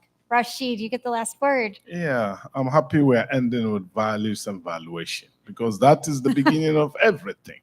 What you value is what you take care of. So, and it's changing. And when I talked about fish is more valuable than diamond, I have a little quiz for you. How many of you have seen raw cut diamond in your lifetime? In this room, how many? 0, my God. How many of you have eaten fish this week? That's the whole room, right? That is value for you here. But you see, the market puts so much value on diamond. We need to change that, and that is changing, especially with the young people, like you said. I mean, when we were young, when you are 16, the first thing you do is to get a license to buy, so that you can drive. The young people don't do that now. I see a graph like that. They don't care about buying a car because their values are changing, and that is where the hope comes from. Thank you, Rashid. I love ending with an economist. Yeah. No, you can't right now. Thank you so much. Give a round of applause to these panelists. Thank you all. Thank you so much. That's okay. For our next session, we're going to discuss the power of connections to strengthen research in our food systems. Joining me for this panel, we have Zavar Adil, the Executive Director of the Pacific Water Research Center at Simon Fraser University, Sean Smuckler, the Director of the Center for Sustainable Food Systems at the University of British Columbia, Tamara Soma, the Research Director and Co-Founder of the Food Systems Lab at Simon Fraser University, and Jennifer Silver, a Professor and Associate Chair in the Department of Geography, Environment, and Geomatics at the University of Guelph. I'm so intimidated right now by this panel. And I'm sorry if I pronounced anyone's names wrong, please correct me. So I wanna let everyone know before we start the conversation, this is my personal plug, I'm so sorry, that the conversations that you're hearing, the ones like you're hearing today on stage, we have these sorts of conversations every week on our podcast for Food Tank called Food Talk with Danny Nierenberg. Please rate, subscribe, then rate and review. You could take your phones out now and do that. It's no big deal. I'll just watch you awkwardly while you, I'm kidding. Anyway, if you want to listen to these conversations and others, please check it out. It's fun for me. I learn a lot, like I learn from these panels. So thank you all. Another round of applause for the panelists because I'm feeling nervous now. So thank you all for being here. The first question I have is for all of you. And so we are understanding, I think, more and more the need for breaking down silos. We talk about it a lot, but now we really understand the need, right? And to have a systems approach to food and agriculture. And so how do you see the academic research landscape changing to embrace this way of thinking, and especially around blue food systems? And I know this is hard for academics because for better or for worse, a lot of you have to compete against one another. You have to get things published. My husband's an academic, and if this is something he worries about. So how do you combine that sort of, I have to get tenure, I have to publish 18 articles a year, with, hey, we all have to work together? I can give it a try. Thanks. First of all, thank you very much for inviting us to be here. I think just like we were hearing that the trends are changing in the youth, I think there's also a change in trends in how collaborative research is at university and other academic partners. Part of that is driven by funding. So a lot of the donors have forced the academics to work together. But I think there's also a realization that most of the problems are so complex that you can't individually deal with them and really get a meaningful answer that's useful to the society. So I think there is that trend shifting. I can give you a specific example, I think, which would be relevant. About 15 years ago, there was this notion of the nexus between water, energy, and food security. Sure. And it has been a difficult one to get your mind wrapped around, particularly because some of the action needs to be taking place at the level of governments. But there has to be the conceptual underpinnings, which has to come from the researcher community and academia. And I think there's been very significant progress in that short time frame of about 15 years. And there is huge collaborations that are underpinning that. Thank you. Who wants to go next? I'll take it. Thank you. So thanks for having me. I'm super inspired already by all the conversations. Happy to be here from the University of Guelph. And one of the things that our university is doing well, and I think that others in Canada and beyond are doing well, is to really ask researchers and incentivize researchers to think about not your research program as an academic question or exercise, but really think about how you can ask questions that are embedded within larger problems that, or concerns or ideas even that communities and people have in place. So not just posing a sort of esoteric question, although those are very important, but posing questions that if you can answer them and answer them well and in collaboration with others, that you're actually helping to push along ideas and concerns and to develop solutions that people are asking for in place. So that's why coming to British Columbia is really great Sure. for me, because a lot of my work is here. So important. Thank you.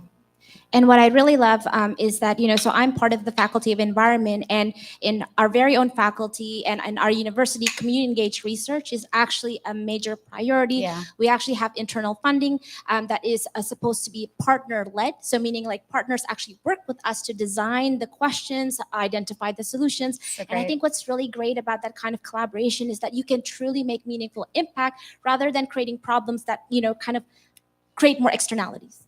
Right, those unintended consequences Exactly. that happen so much in research, unfortunately. Sean.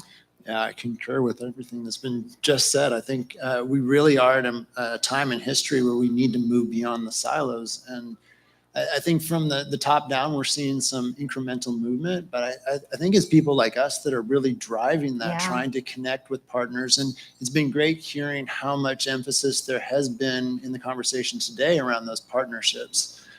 I think we really need to understand is those partnerships take time. Sure. And we are incredibly busy people. We're focused on trying to ensure that the research is addressing some of these complex questions that society is facing. But we need another bridge. There's something missing between researcher and the partner. And so I would just bring that up as something that we really need to think about as a community. We can't just have researchers that are doing 200% work. Right, right. We need some more help here. We need to be able to develop these networks that connect us to the farmers, to the consumers, that help us identify those important questions, and then to bring us together to work in interdisciplinary teams to address the complexity. It's so important. And you mentioned this when we last spoke, Sean, that you need those intermediaries like extension agents, but there's often not funding for those intermediaries. And I'm wondering, so this is a question for you all again. Partnerships are important. You said they take time, but we are in a very urgent, the world is literally on fire. And I wonder how we balance that with what you all are trying to do. Urgency, everyone, urgency. Yeah, I mean, I would say that we got to mobilize. We have to make sure that that people understand that partnership is important, and that we put our resources towards that, not just the research. We have to make the research effective. Sure. So actually, I have a project right now where we're working with the Nashipai Masai Eco School Initiative, Pastoral Women's Council in Tanzania. The thing about researchers and research funding is that there's already amazing organizations doing work on the ground. And a lot of the times it's just that little boost, right? That little boost of support and also communicating impact. So what we can do as researchers is communicating the amazing impact that they're doing so that they can get better support, get better infrastructure. So they are doing work on the ground, so it's tangible and it's fast.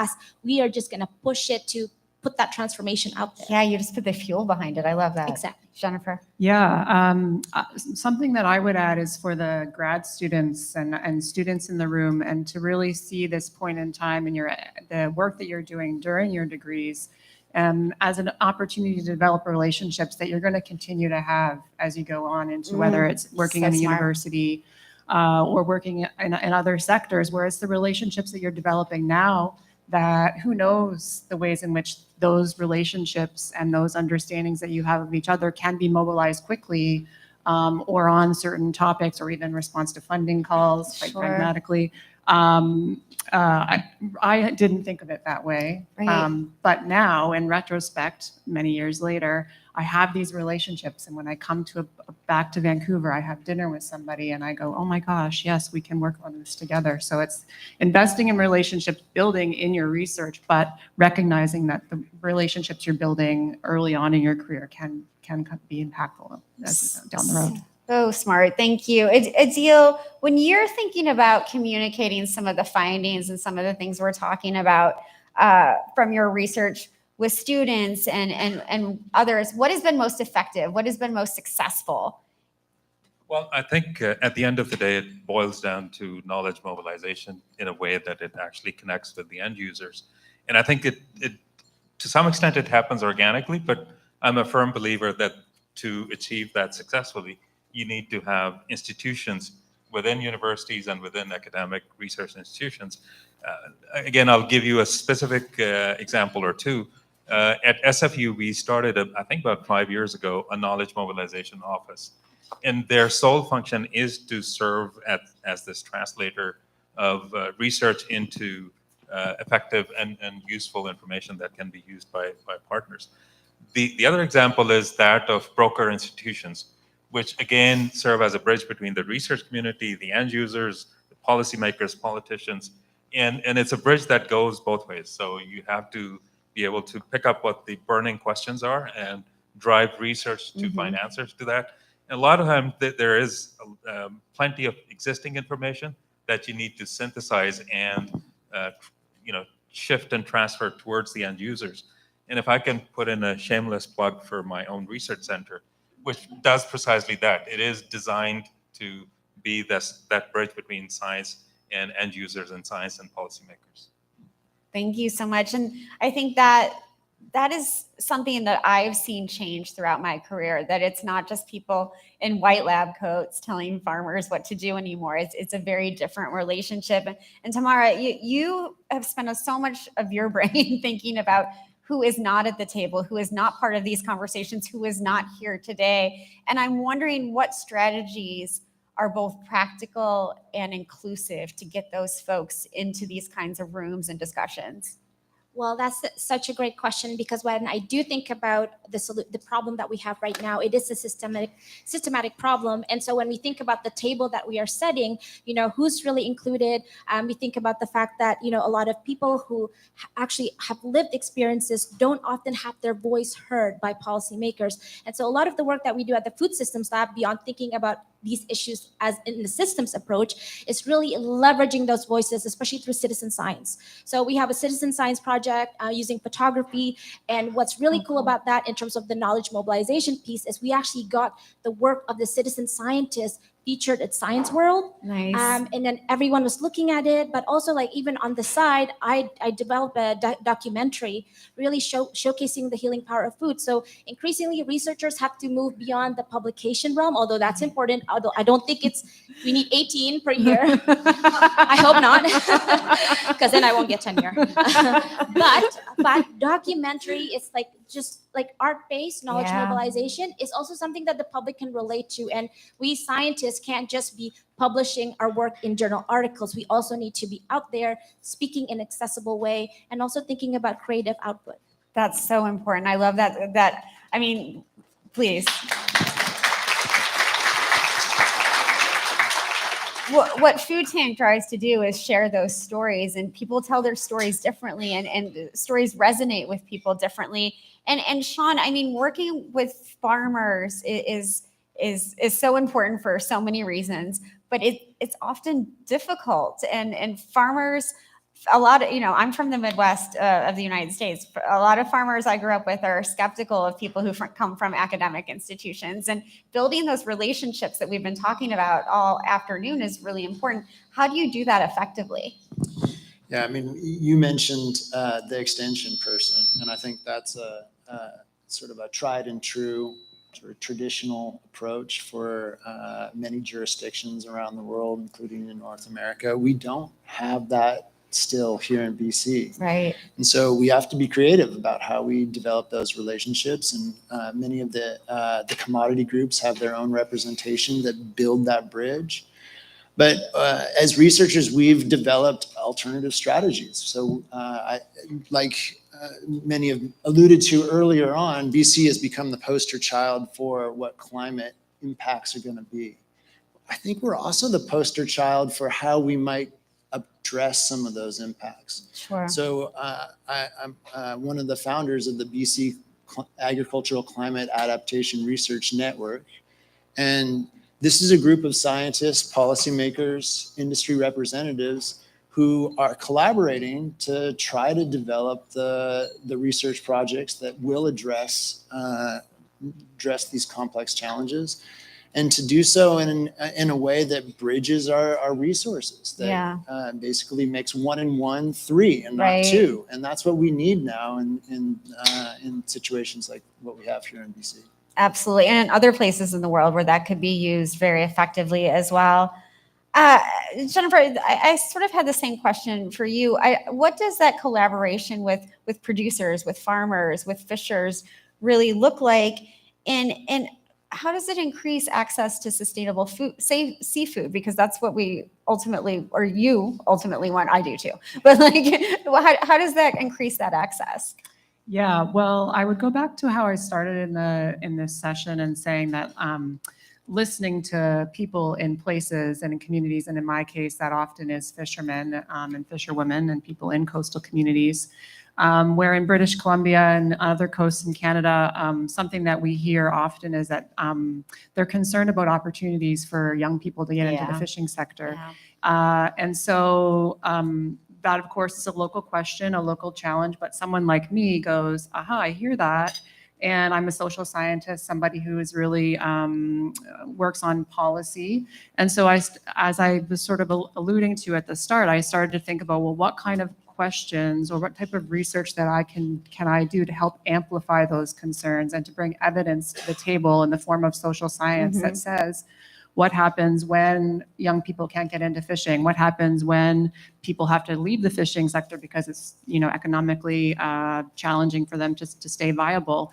And a couple of other folks in earlier sessions mentioned the ways in which, when vessels are leaving the fishing sector or are not operating, then, your net mending business, your engine business decreases. And so to sort of bring it back to your question, for someone like me, it was listening to those concerns, asking myself, what evidence can come to the policy table that helps to broaden the suite of perspectives that decision makers are considering, and that hopefully with policy changes, attention from policymakers, then we have young people getting back into fishing, having that opportunity, and Canadians can have access to Canadian seafood. Sure. Yeah.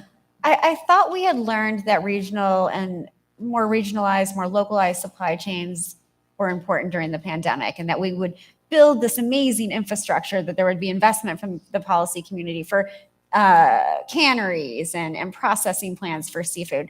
Is that happening? Oh, yeah, that's another one of these big challenging questions. I think that there's more awareness. I mean, I certainly feel that there's more awareness. I'd be interested to hear others and, panelists think if they think the same thing. And it's really a question of something that I think is so important, is that we think about articulating social objectives for fisheries and fisheries management. We're very good, scientists are very good, managers are very good at articulating and trying to monitor progress towards biological objectives for fisheries, but it would be wonderful if there were social objectives alongside, by which I mean things like the number of local owner-operator fish harvesters in the fishery. Landings, where are they? Are they landing in the community, or do they have to go 250 kilometers somewhere else along the coast? So those are the types of social objectives which, if articulated by our decision makers, we could try and manage for, that range of biological, social, economic objectives. Those societal benefits translate into economic benefits, which Adil, I want to turn to you. We've talked about communicating to students and to researchers. How do we effectively communicate this kind of thing to policymakers? And this is really a question for all of you. How do we, again, I thought naively, perhaps during the pandemic, that, okay, this is it. Policymakers are going to get it. But how can they if we're not communicating effectively? Yeah, thank you for asking that question. And just by way of background, I did spend a couple of decades working as a UN official. So policymakers and politicians were the primary audience. And the way to communicate with them is almost upside down of how we communicate as researchers and scientists. So they want to have their answers right away, not in 6 months or a year or 2 years. They also want to have answers which are relevant. They want to be able to evaluate different options rather than us telling them that this is the option. So I think there's a way of communicating which really became popular out of the Intergovernmental Panel for Climate Change, Mm-hmm. where they said your findings have to be policy relevant, but not policy prescriptive. So I think if we can take that one lesson to heart in terms of how to be policy relevant in the kind of research outputs that we're producing, that seems to connect reasonably well with policymakers. And of course, being with them in the same room. For example, somebody mentioned COP28 coming Yeah. up in Dubai towards the end of this year. That also makes a huge difference, because they're probably not going to read, even if you have a page or a paragraph, as long as you're not able to sit down eyeball to them and say, these are our findings. Sure. They also want anecdotes and stories, don't they? They want those clear examples. Do you want to? Yes, but especially even more. So I'm a planner, food system planner, and I get to teach planning students at SFU. And what's interesting is that a Canadian survey recently noted that 67% of planners who end up deciding policies and land use planning and human settlements, that 67% of planners have never been exposed to any food systems education. And that is shocking. Yeah. And so this is where I'm very thankful that I have the opportunity to be that kind of like bridge for the future generation. But also the most important thing is that planning is not just about jargon and lingo and very long documents. It's really about understanding people's aspirations for the future of their food system. And that's the best part of the work that I do. I feel it's like, okay, you have this aspiration. How can I help you get there to that destination? Oh, that's a wonderful way to end this panel. Thank you so much. How do we get to that aspiration? Thank you. Thank you all so much. Really appreciate it.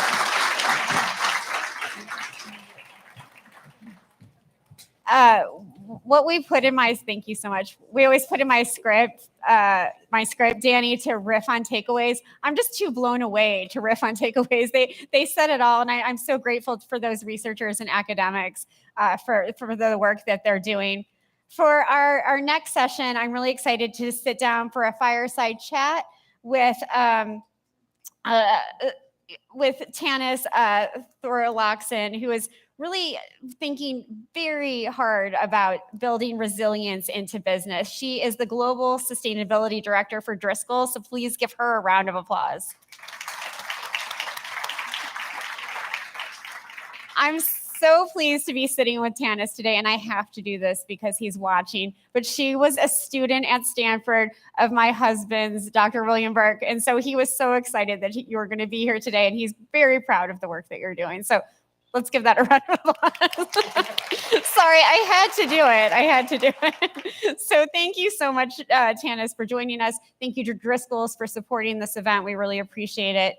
We're going to go ahead and show a video called Making Waves that highlights the steps that farmers and growers are really taking to adapt to the climate crisis and conserve water. So everyone enjoy the video.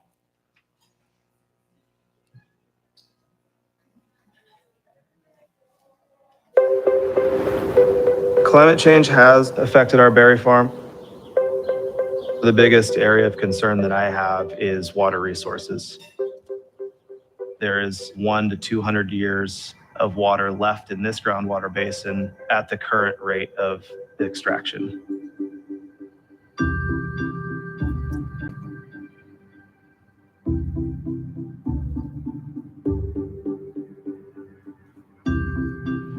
My name is JJ Skurich with Creekside Farms. We're on the Batchin Ranch in Watsonville, California. We need to find ways to capture recycled rainwater so that we can make the best use of what is available to us. My name is Gustavo Gutierrez. The name of our company is Horizon Berry Farms. We're a family-run business, and we grow organic blackberries for Driscoll's. As the climate has changed, we've been trying to implement things to protect our crops. So much of the globe is water stressed now. The groundwater's levels have dropped and will continue to drop. So directionally, we have to adjust now. A single approach isn't going to get it done. One of the techniques that I'm most proud of here in our farm was conservation tillage or no-till. What I'm doing now is pruning, getting rid of the old growth stuff that we already harvested. All these canes will be mulched here in place. It creates a barrier, locks in our moisture.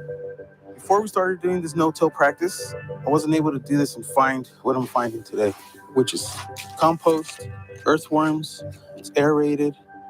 Once we started to find earthworms again, we had that aha moment that, oh, we're definitely changing the soil around here. We're in the summer right now. This has not been irrigated for months, and there's still moisture here. The challenge isn't to how we manage the environment, but how we respond to the environment. So a lot of the work is, how do I rethink the relationship between the fruit I produce and the water it takes to do so? This container farming system gives us an opportunity to use a significantly less amount of water through the whole growing cycle, which means that we can yield more fruit per gallon of water. When water hydrates this pot and drains out, this gutter system captures that water and channels it to a central point. Most of the water that the plant does not use is captured by this gutter system and recycled. This system has enabled us to reduce our water consumption in the neighborhood of 20 million gallons per year. I'm in this for the long run, and I know that sustainability is what's going to keep us in business. Agriculture is continuously evolving. If we do not continue that tradition of evolving with our crop, then we will be left behind. I'm the fourth generation in my family to be farming in this valley. I want my children to have the opportunity to continue that legacy. And they will need water to do that.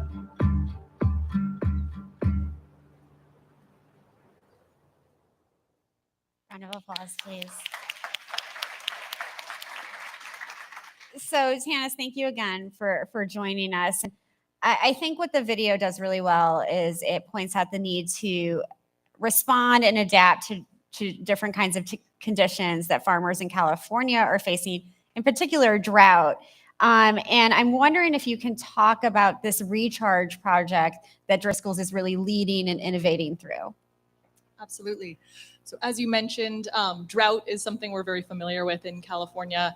And so seeing that back in 2010, we developed in collaboration with one of our independent growers, a recharge basin, which as it sounds, it's just a hole in the ground, which is uniquely located where the water that's in the basin can recharge into the groundwater. And in the Pajaro River, where that video was filmed and where our headquarters are, 92% of agricultural water comes from the aquifer. So it's really important to recharge and kind of create the health of that water basin. And so this helps kind of recharge the water in the region. So Danny, you might be saying, well, great, a hole in the ground, not super innovative or exciting here. We're in the 21st century. But I think what the added innovation, we talked a lot about collaboration and connection with the academics and the policymakers. The real kind of innovation there was, it was a 2-hectare basin. It recharges roughly, we're in Canada, so 70 million liters of water each year on average. But the kind of real innovation was the policy process that got us there. So we call it the recharge net metering. So you can think of it similar to, you put solar panels on your house and you have excess solar panel, you send that back into the grid and you get paid for that to incentivize home solar panels. Just like that, the growers get paid for a portion of the water they're recharging back into the basin, which is going to benefit the whole community. And then that offsets the cost associated with that 2 hectares of prime strawberry land that is being set aside for this recharge process. So it's really critical to get the economics and the business case right to support the growers who are doing this community benefit work. And so that kind of work, the growers are getting paid by the water management agency that basically offsets their kind of management cost of that basin. So they're both doing a good thing, but it doesn't at least hurt their bottom line. And that's the real kind of critical innovation that hadn't happened before this project. Right. Without those incentives, this wouldn't work. They deserve to be compensated. And I think that's what many companies have sort of failed to recognize in the past. Absolutely. I think so often, when we'll come in and say, grower, water is life. We believe that. Absolutely. You should save more water. You need to be doing your part. And it's like, well, growers are working 8 days a week, so many things to manage, their worker welfare, worker safety, keeping the plants alive, and then, asking this, understand recharge and, manage this basin and make sure it's productive. And so how do you align that incentive? And then I think one kind of added innovation that was really kind of built into this program from the outset is how do you align incentives? So the grower gets paid based on how much water is getting recharged. So then they are incentive to manage the basin well to make sure that it can be recharged so it doesn't get, full of mud where then it, doesn't allow the water to percolate through. And so again, by being paid based on actually how much water is getting back into the basin and replenishing that aquifer, that aligns the incentive for the growers with the basin, and we collaborate with the local universities to make those measurements happen, make sure they're scientifically based. So a really wonderful collaboration between growers, the local water management agency and kind of regulators, as well as academics. Yeah, all those different kinds of partnerships. And this is what will make that continue. I mean, it won't just be this one-off. Farmers and growers will keep doing this because they're incentivized, because there's that collaboration. Exactly. And that's really our vision for this. It's one of the first projects of its kind, but our hope, I believe there's now 2 in the basin. We're hoping that in the next 3 to 5 years, there's 8, 9, or 10. So, contributing a larger portion of that recharge. So right now, as I mentioned, this basin is offsetting basically that entire farm's water use. So it's giving back to that community's basin the amount that that berry farm is using. But if you imagine this over, multiple farms, if we can get the incentives right, then it can be kind of a patchwork where many farms are kind of contributing back to this. And this is just hopefully one of the first. So we're well on the way there, Right. but still more steps to take. And they can all learn from each other. I think what I find really interesting about creating this sort of resilience to drought is that it can also create sort of the counter effect, resilience to when heavy rains and flooding occurs. And I'm wondering if you can explain that to me and to the audience. Absolutely. So with climate change, we are seeing increased frequency of extreme weather events, and that was brought home all too clearly for us in the Pajaro region this year. We experienced over 13 atmospheric rivers over the course of this past winter. Historic rains ended up breaking the levee and flooding our local community of Pajaro with devastating much farmland and the local community. So, really living, and I know that BC has also experienced significant floods recently, right? So really experiencing that whiplash effect of extreme droughts and then extreme floods. And so this, again, the basin, the recharge project was initially started to respond to droughts. How do we save and kind of get more water into the basin to protect us during droughts?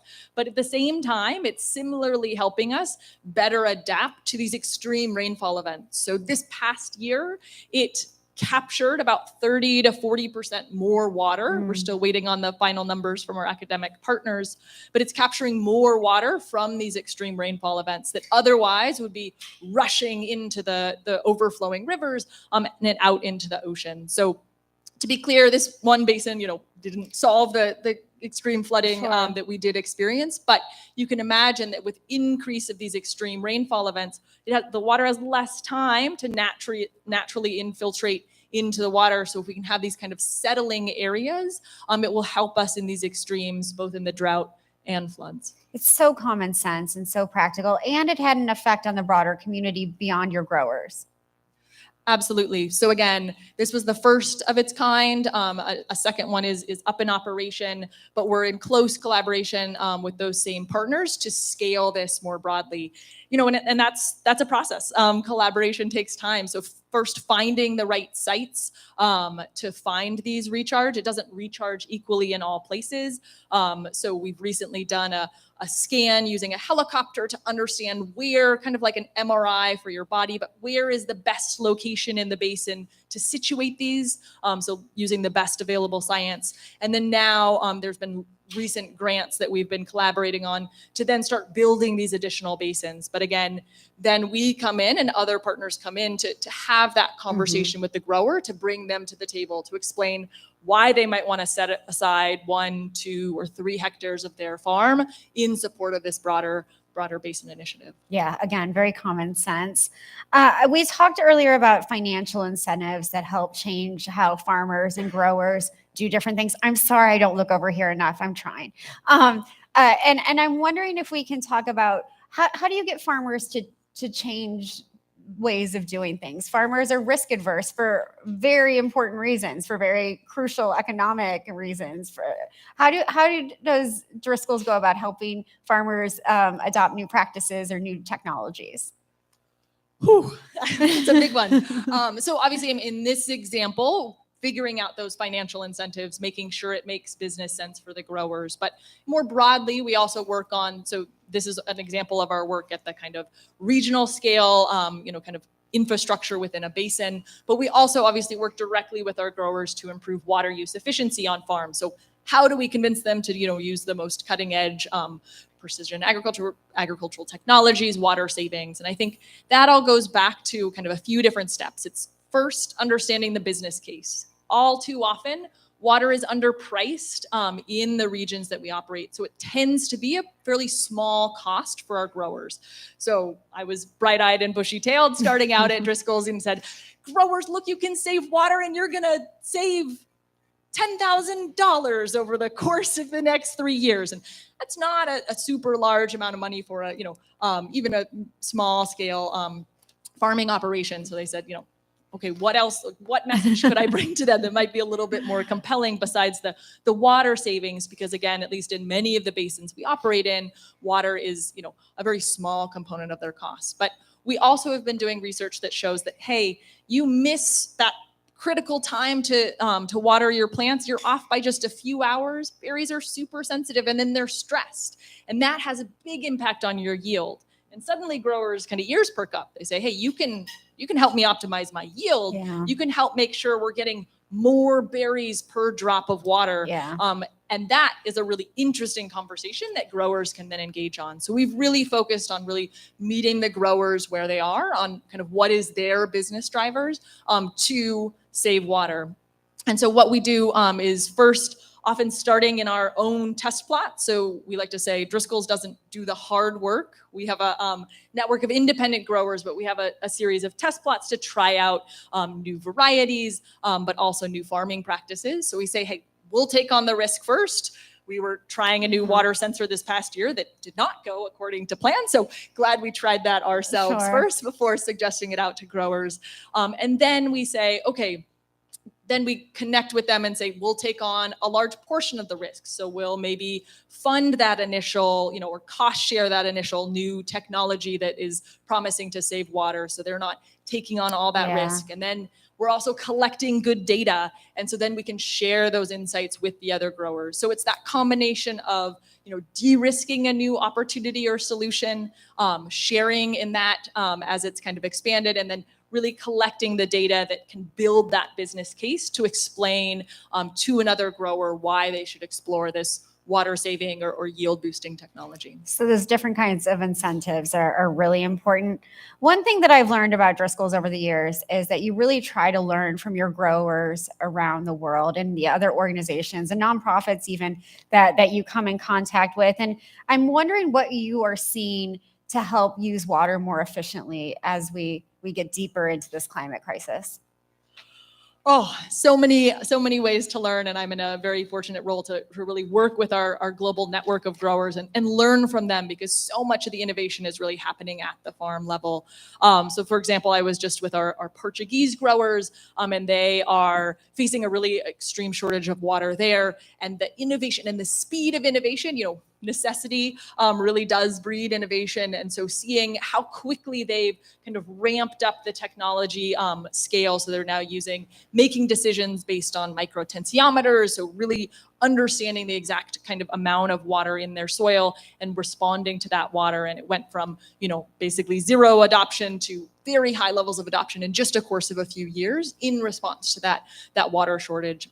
Similarly, I maybe naively thought the UK, there's a lot of rain there. They don't think too much about water, but there's increasing government regulations that are limiting the amount of water growers can use. And so each grower we visit there can tell you exactly how much water different, crops need, and then they're deciding what they're planting based on the best value from that water. So again, how this kind of interaction between kind of change and kind of increase in regulation to force and kind of create that innovation among growers has been really inspiring across the globe. That's great. And that's so great that you get to see that and really learn from them.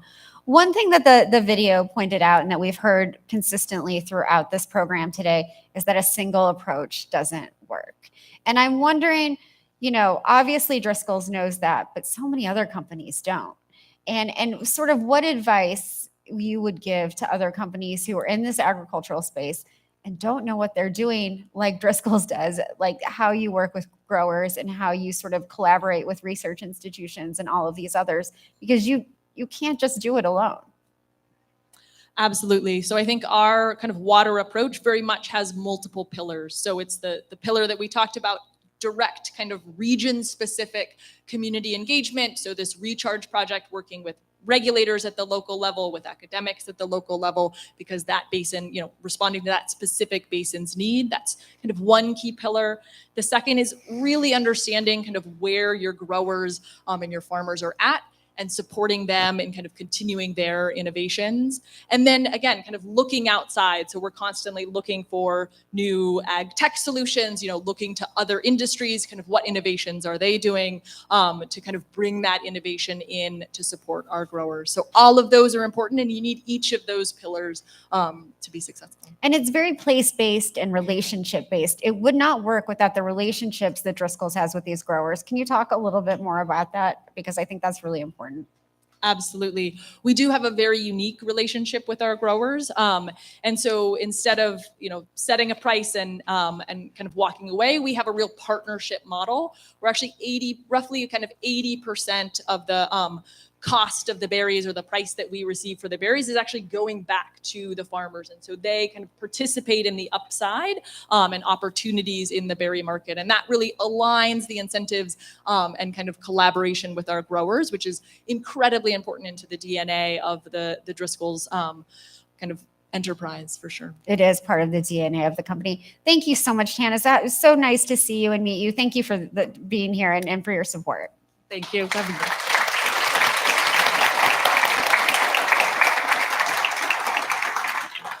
All right, I realize everyone is getting sick of hearing my voice, so you're getting a new moderator. In our next session, we're going to keep talking about the ways that the private sector is trying to transform water use. To dive into this topic, we have a great group of panelists.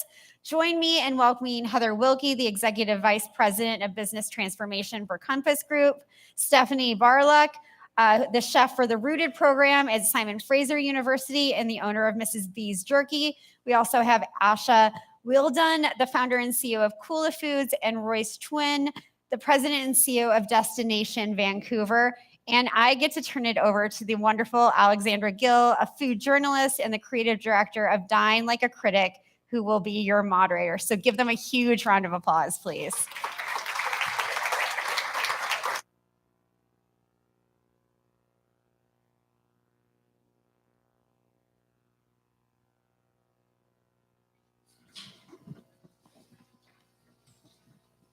Thank you. Thank you, everyone, for joining us today. Food is life, but food is also fun, and it's empowering and fascinating, and it has the ability to connect people in so many different ways.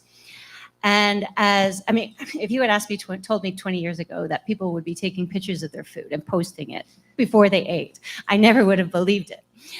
So as private businesses in the food and hospitality sector, you all have a direct link with consumers, an enviable one, as we've heard today. And you have a unique opportunity to influence consumer habits and choices. And I'd like to know a bit about all of you, because it's a very diverse types of businesses that we have on stage today. So maybe if you could just tell everyone a bit more about who you are and what your business is doing to sort of to change that ecosystem in a more positive way and reduce our water footprint or food, food consumptions generally. Yeah. We'll start with you, Royce. Great. Thanks, Alex. Good afternoon, everybody, and thanks for inviting me. Royce Twin, CEO, Destination Vancouver. And Destination Vancouver is Vancouver's destination management organization. Our role is really to promote Vancouver, either locally, nationally, or internationally.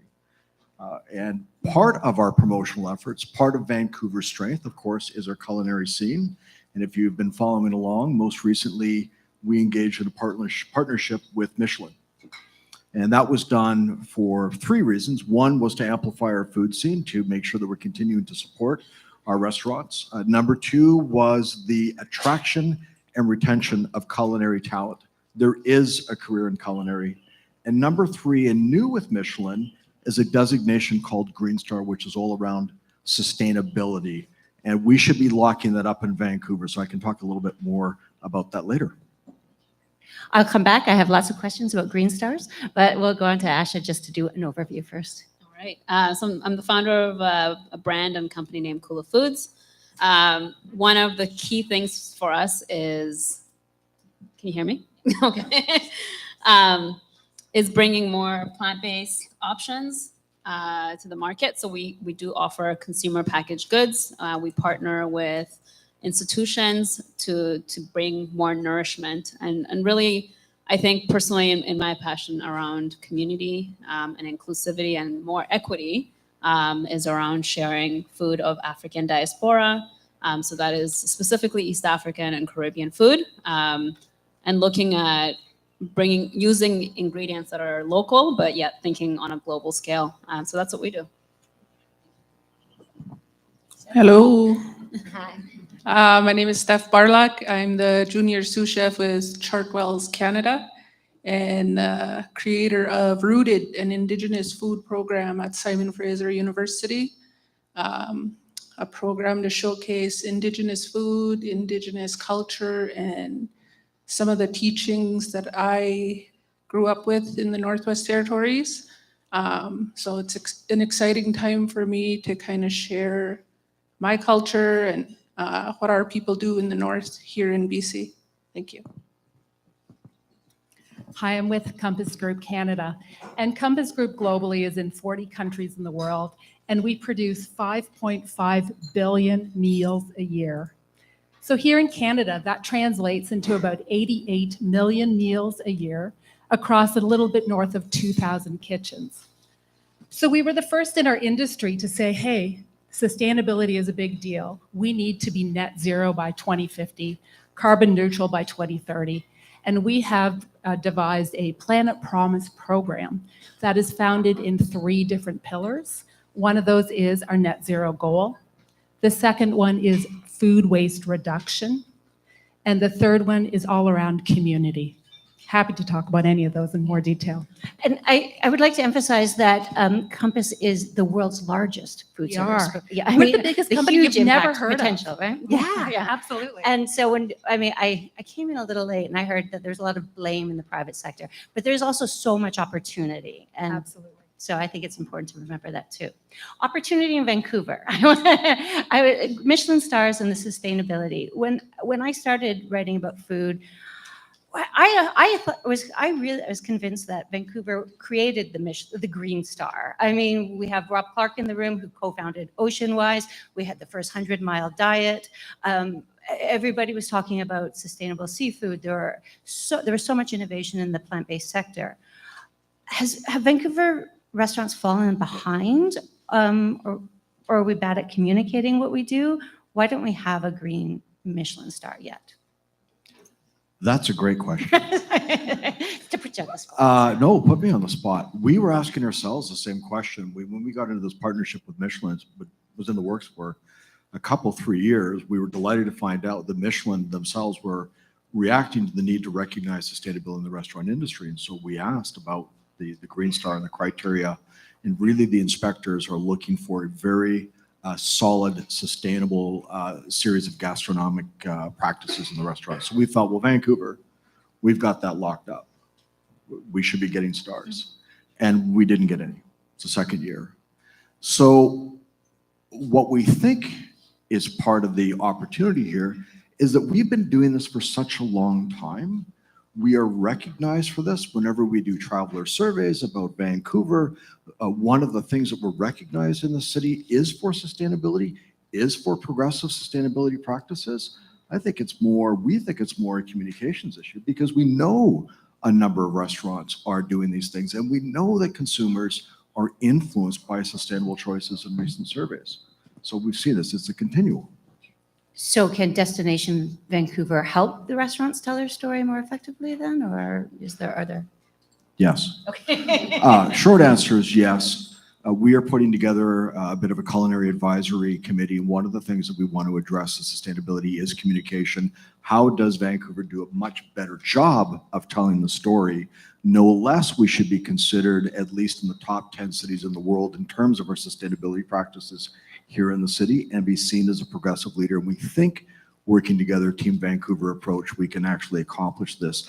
Michelin is simply, and not to underscore, is a great marketing vehicle for the Green Star, but it's not the only thing, because as you all know in the audience, the ripple effect of making sustainable choices all through our food system helps our entire industry, either directly, indirectly, or induced. So we think that's the bigger opportunity. The Green Star is just the, cherry on top. Yeah, the local cherry. Okay. Local cherry. The ripple effect. Within Planet Promise, Heather, we talked a bit earlier about menu placement. Is that, yes. And I was fascinated by that. Can you tell me a bit more about what you're doing in the menu sort of placement sector? Absolutely. Absolutely. Yeah. So traditionally, the plant-based options on menus are at the bottom.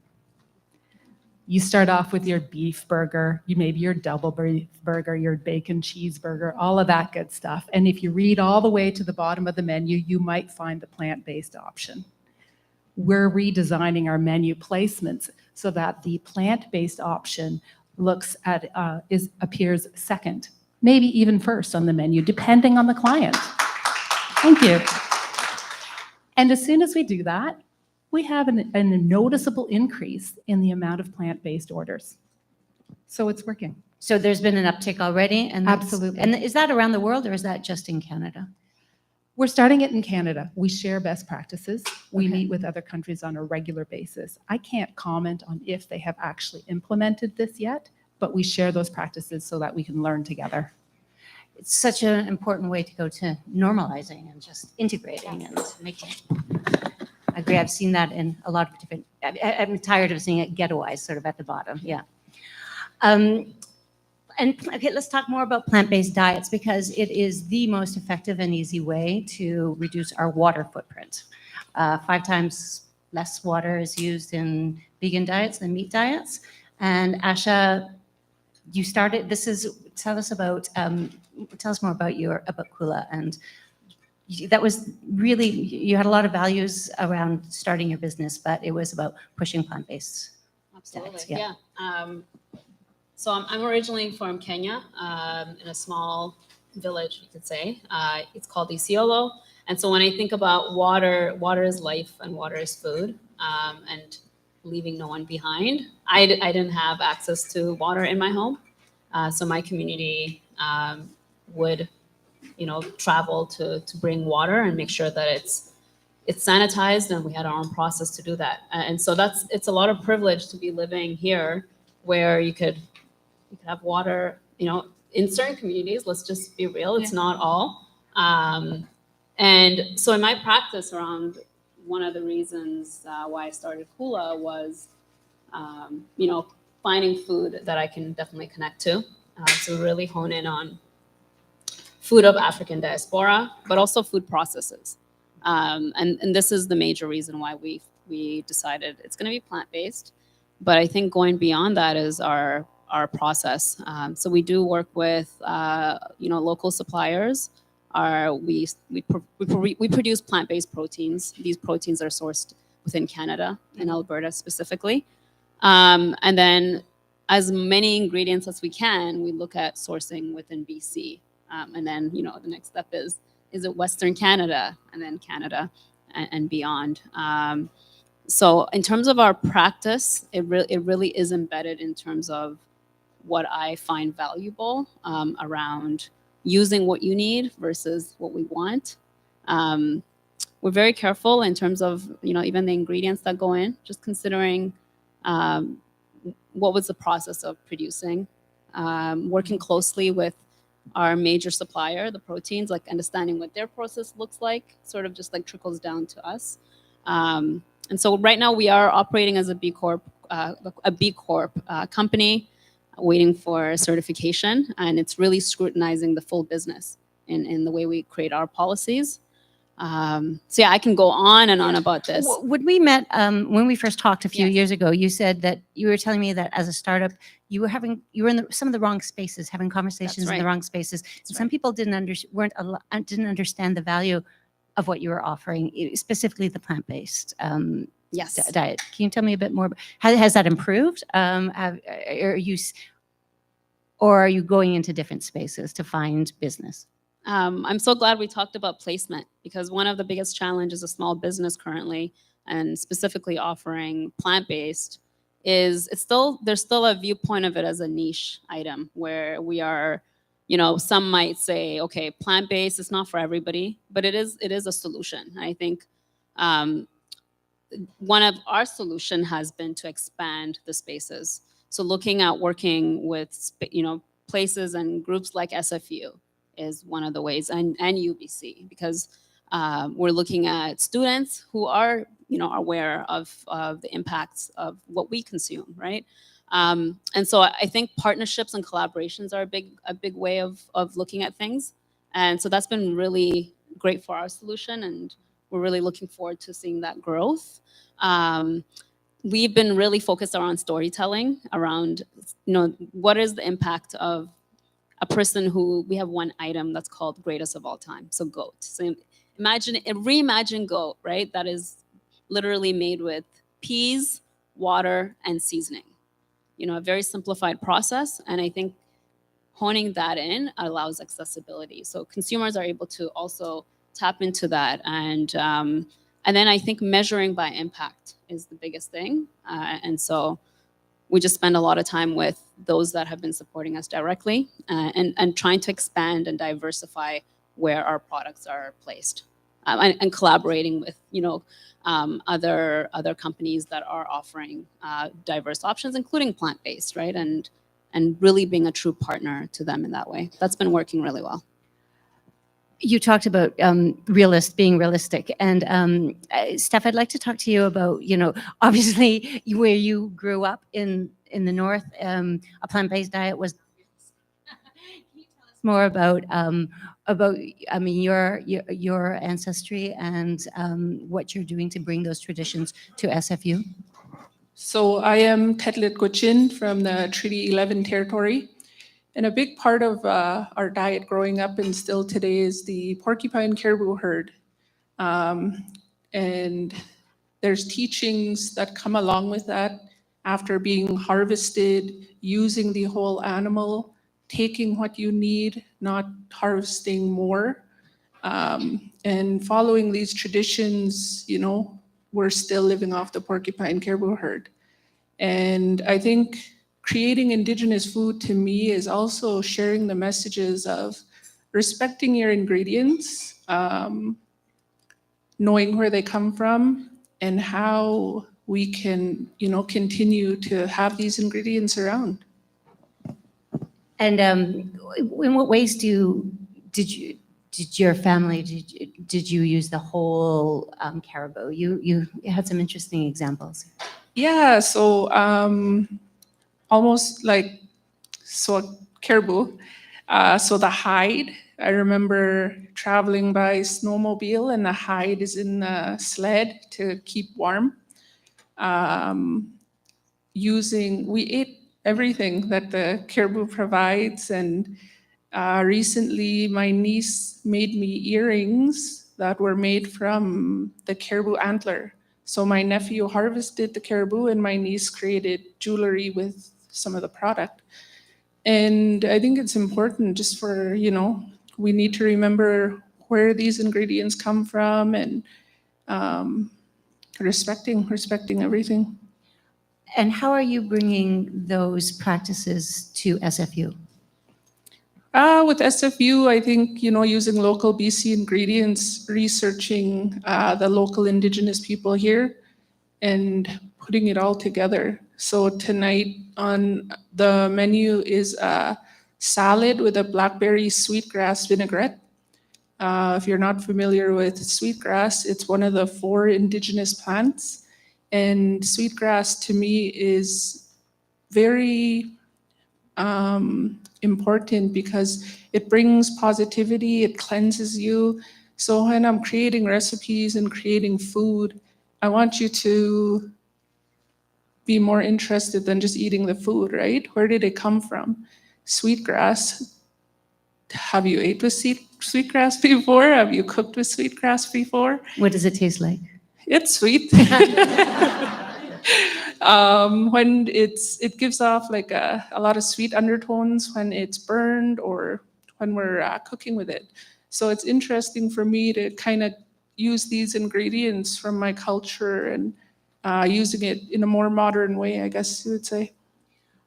You're not using caribou at SFU, I imagine, no? I am not using caribou at SFU. So what are you using as a substitute, generally? We use bison, elk, we did rabbit, salmon, so a lot of more ingredients that we could get. And bison being pasture raised is more generally a more environmentally friendly alternative to beef. Yes. So for a lot of reasons. So it's, I guess if we talk about extreme, or gradations of, what we can't all be eating plant-based diet, or maybe not everybody wants to be eating plant-based diet, but you couldn't eat a plant-based diet when you were growing up.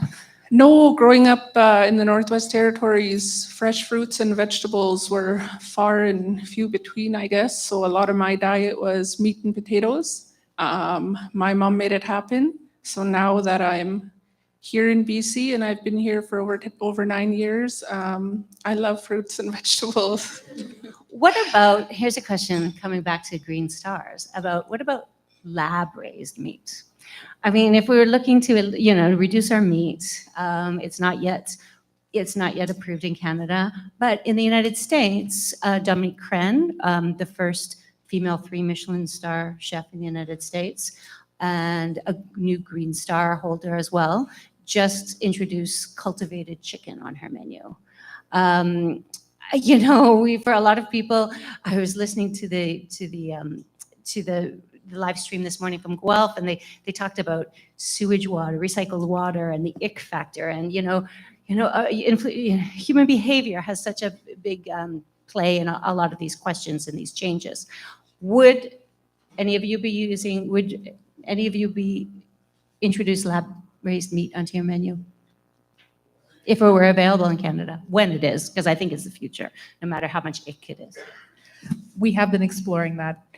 We have partners with our friends in the US and we had some at our conference about a year ago, I think it was, and that where we could talk about this, where it's going to go and what it was like, and a few adventurous people could try some at that point in time. So have we made decisions on it? No, it's not legal in Canada yet, but it's absolutely something we would explore.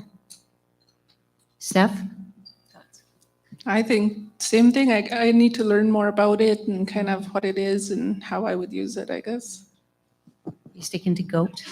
I do think it's looking at some of the natural foods that are current that we really need to, I think, get behind and not to close off in terms of what the future holds, and still scrutinize what the sustainability looks like in that practice as well, and the greater impact. Someone said earlier on the panel, it's, looking at Indigenous practices is not current, but what is the future? What was the past?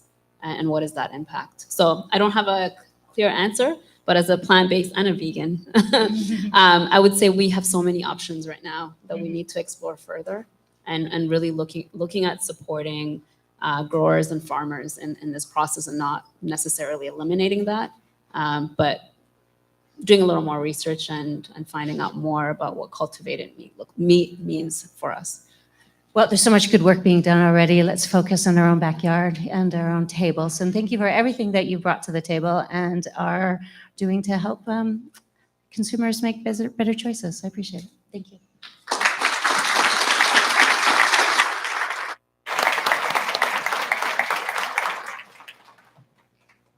Thank you all so much. That was wonderful. Another round of applause while they exit, please. They were great.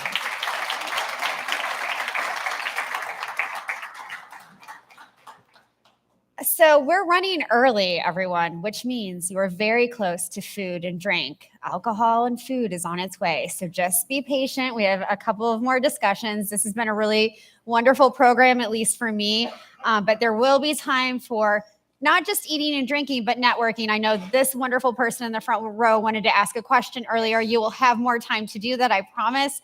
Almost all of the panelists and speakers have agreed to stick around. So now we get to go to our next panel, and I'm really, really thrilled for this one.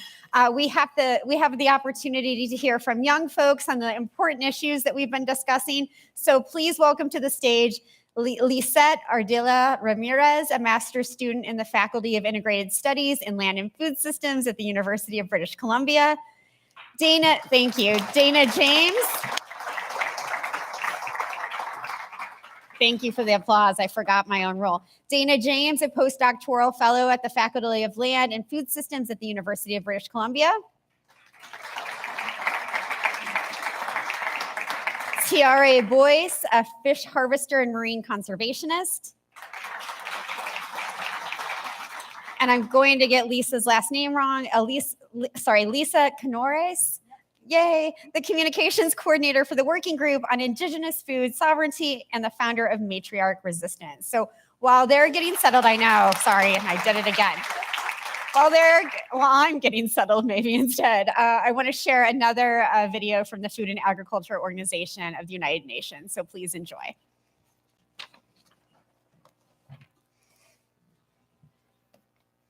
Our planet may be called Earth, but its surface is made up mostly of water. Water flows within us and is the driving force that unites all nature. Water is food, prosperity, energy, life. Yet today, too many people go without it, while others take it for granted. Care for water. Cultivate a sustainable future. Water is life. Water is food.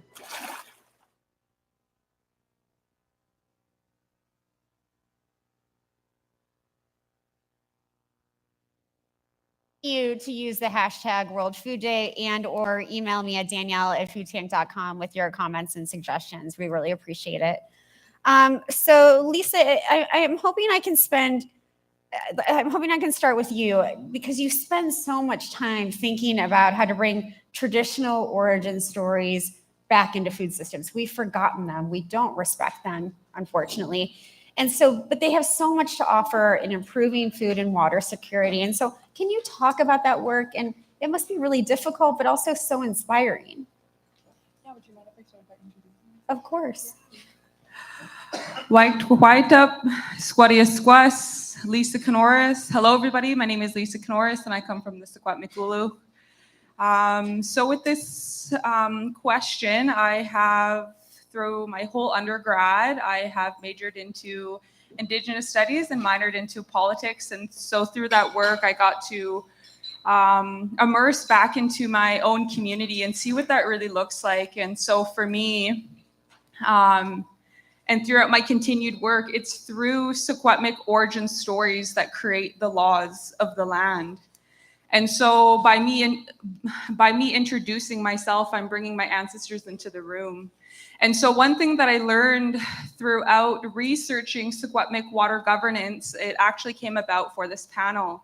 And what I learned from one of my Secwepemc sisters, one of my Secwepemc community members, is that Secwepemc women are given water names at birth, and that's to reconnect us to the land and to bring our spirits alive. And so when I found that out, I actually became really emotional because that connects us back to Secwepemc stories. And so, for example, there's the story of the coyote and the salmon. And so it's how the salmon came to be in our waterways through Coyote, and Coyote's the trickster. He's the one that teaches us how to conduct and how to present ourselves on the land and with our people.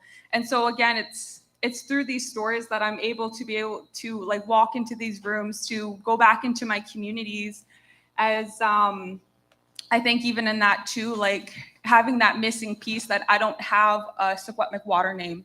And so again, like through that research and through oral stories, I'm able to find Secwepemc realities.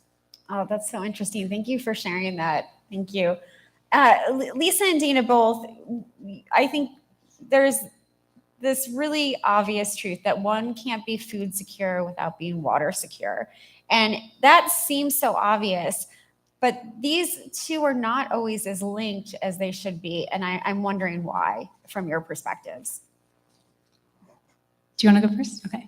Yeah, well, first, I just want to say thank you for the invitation to be here. And I'm really humbled to be in this room with everyone, and especially with the people I'm up here sitting with. Yeah, I do think that is a really important question, and we often don't think about how water security is so foundational to food security. And we really need to be thinking about why just the importance of water access and water quality. And something I want to note in particular in this context of British Columbia is there's around 30 boil water advisories or no drinking orders on rural and remote communities just in this province.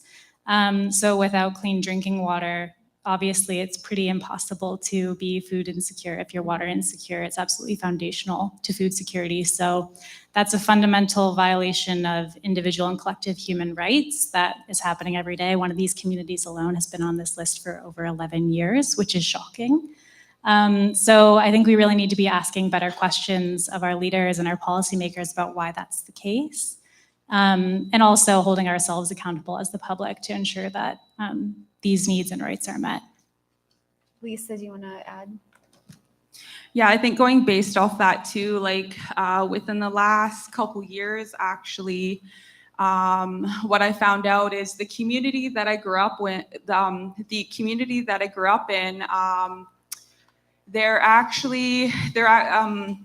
again, it's like really complicated through so like under the Indian Act, for example, is like I'm a band member to Adams Lake, but I grew up in Splatcheen.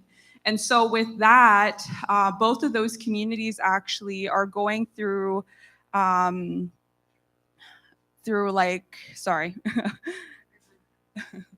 And so, yeah, growing up, I didn't realize that our water was contaminated in each community that I went into. And so looking back on that right now, like the First Nations communities are getting compensation, but that's only if you grew up within those communities. And so again, being a status Indian, I don't get compensated. And there's no really like consultation with First Nations communities when it comes to our waters being contaminated. And so the question for myself is just like, at what point was this water contaminated? Is it generational through my parents, and then also going between two communities? And so I think like the big question is, how are we situating ourselves with water and food? Mm-hmm. That's it's complex, but it comes down to that, which is very simple, I think, in so many ways. Thank you. So Tiare, when we've heard all today that we don't listen to farmers enough, we don't listen to fishers enough, we don't listen to Indigenous peoples enough, we don't listen to women enough, we certainly don't listen to youth enough. And I was going to ask this question very, very differently, but often fishers aren't speaking for themselves. It's transnational corporations, it's big nonprofits, not Food Tank, but it's big nonprofits. And I'm wondering what the world would look like if fishers were able to speak for themselves, because we already know what it looks like when they're not speaking for themselves. Yeah, well, thank you. And I just want to say, first of all, how stoked I am that the theme for today is water. I've been attending CFS, the Committee on World Food Security, since I was 28 years old, as the only young female fisherman. And I was on the private sector mechanism, and I've heard it here before, people say, oh, I didn't imagine myself working with the private sector. I'm the private sector. We have a small family fishing business. My dad's a captain, I'm a deckhand. The private sector isn't these huge multinational corporations. Right. It can include it, and that's not a bad thing, but it also includes people like me. And I don't have the funding to travel the world, to go to these conferences, to represent my community, to represent myself. I don't have the time because I'm on the water as much as I can be. So I think it's really important that, and I'm really grateful to be included today and to be up here among these incredible people. And I think it's really important not to villainize people, not to other communities, because it's really important that we reach out across sectors and that we work together, because the problems that we're facing right now are not simple and the solutions are not simple. So we need to draw upon all of our collective knowledge and our collective energy as well to come together to face these problems. And we need to include fishermen. And, you know, my family's business is a company. So we are independent fish harvesters. We are owner operator, but we're also a company. So it's important to recognize that not all fisheries are the same, just like we can't say all agriculture is the same. There's so many different nuances. And I just want to ask people to take the time to learn about the different fisheries and to learn about the people who harvest your seafood. I harvest what you eat. I hope you eat. So Thank you for that. And I think it's so beautifully said. And I love that you said, stop othering. I am much older than you, and I spent a large part of my youth like hating the private sector. And I think it was such a mistake. So thank you for highlighting that. It's so important for the work that needs to continue and move us forward to a truly water secure and climate friendly world. So I really, really appreciate that. Lizette, you have also noticed that community members do not receive the recognition or the support that they deserve. What does that lack of investment towards them mean for leaders and the work that they are doing? What happens when we don't invest in them? Well, I also want to echo how grateful I am to be here. And just for some context, my research is in Winnipeg Treaty 1 territory, and is centered on uplifting and using my research as a leverage to uplift the voices of Indigenous, Black, and people of color. And through my research, something that I see coming time and again is the lack of representation and leadership, as well as the lack of funding to support infrastructure and the projects that these community members are doing to increase food security in their communities. These community members doing this work represent the communities that are the most affected in Winnipeg. What it means is that not having representation, not having the support, not only in policy, but also in funding, it really affects this amazing work that these community members are doing to feed the community and to reduce food insecurity where they're doing these projects. So important. Thank you so much. This is a question for you all. And I think so often, and this goes back to othering too, we're pitting food producers against conservationists. And we see this all over the world in every type of community, whether it's terrestrial or aquatic. And I'm wondering, you know, it doesn't have to be that way. And I feel like because young people are thinking about these things so differently, what do you see as the solution against pitting these folks against each other? And if you can all just take your time to answer. I don't know who wants to start first. Well, I think there's no choice. So I am a fisherman and I'm a conservationist. I'm an environmentalist. That's what I went to school for, because my livelihood depends on the health of our oceans. And not only my livelihood, but my mental health and where I go to inspire awe in myself.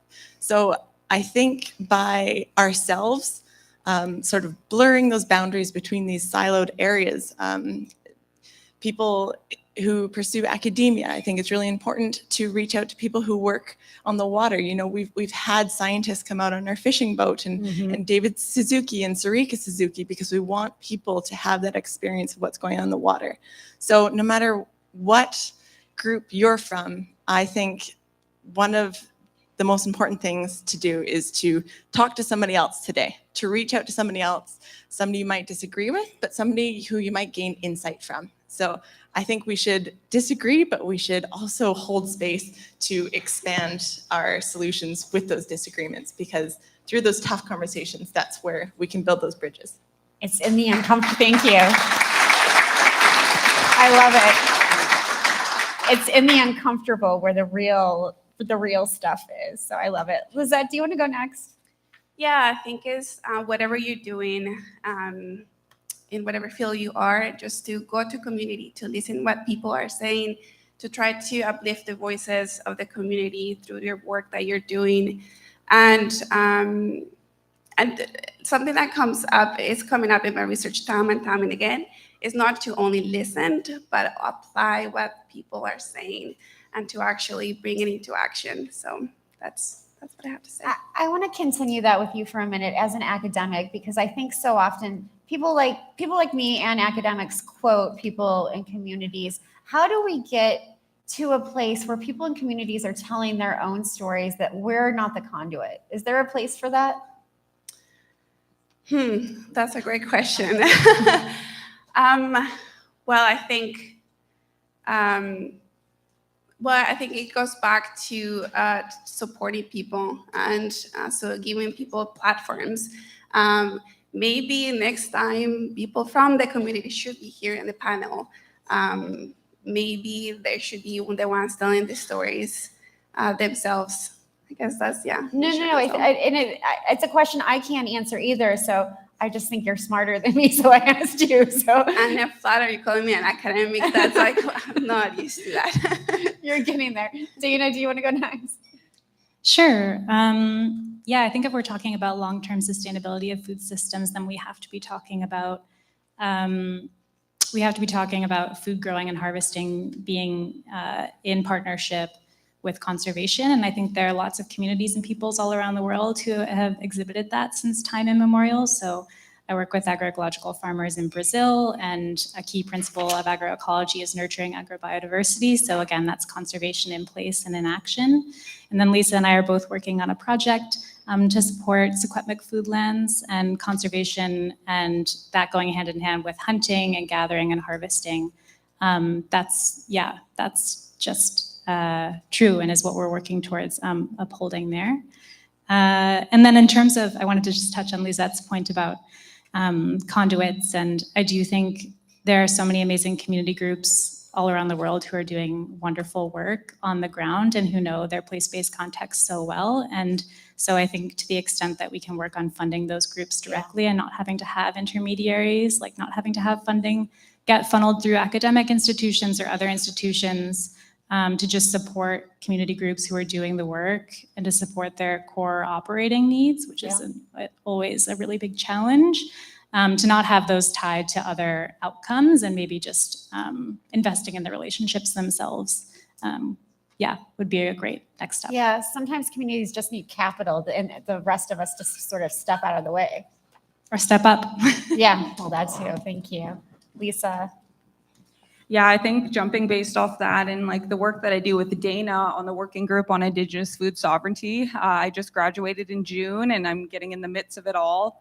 And again, like it's brought me back to my community and what does it mean to uphold Indigenous knowledge while having beautiful allies sit at the tables with me to be able to listen to the realities. And a concept that we use is colonial realities, and then looking at Secwepemc realities and what does that really mean to bring forth Secwepemc voices and then Indigenous voices globally, because to have sustainable food and sustainable water means to have a sustainable world for all of us to coexist with each other. And again, really, what does that look like going beyond being othered, and to really be able to sit down on like the big issues of climate change, right? And like, what does that really look like moving forward as a collective, looking at these differences, but then like also being able to move past these obstacles and challenges to be able to face the reality of just that. Thank you. I think one important thing from this conversation, because so many young people have been in the room and are watching online, is what inspired you to do this work? What kind of motivation, made you want to do this? This is hard work. This is work that doesn't pay that well and sometimes doesn't pay at all. What inspired you all to do this? And I'll start with you because I'm looking right at you. What inspired this work actually is, so like I always tie myself to my family and my grandparents. And traditionally, that's how I bring them into the room. And that's how I bring my ancestors into everything that I do. And even through that work too, what really inspired me and has motivates me every single day to show up is, my dad is a residential school survivor. I'm 29 years old. My dad's 55. And looking at that reality of like where he was and then looking at where I am and just looking at the impacts of colonialism, patriarchy, and just like what that has done to our spirit and our connection to our culture, to our waters, and to the lands. And so even based on that as well, my grandmother was a fluent speaker in Secwepemctsín, and she went to residential school as well. And so I've seen these gaps within my own family of knowledge, and really being able to position myself and even facing barriers, lateral violence, colonialism in my own relationships with my parents, with my grandparents, and even my communities. And to be able to bring these voices up onto the platforms where you look at my father, he wouldn't be able to like sit up here to be able to tell his truth. And so for me, I'm doing that for them. I'm doing that for myself, and I'm doing that for the Indigenous people that are not on these platforms right now.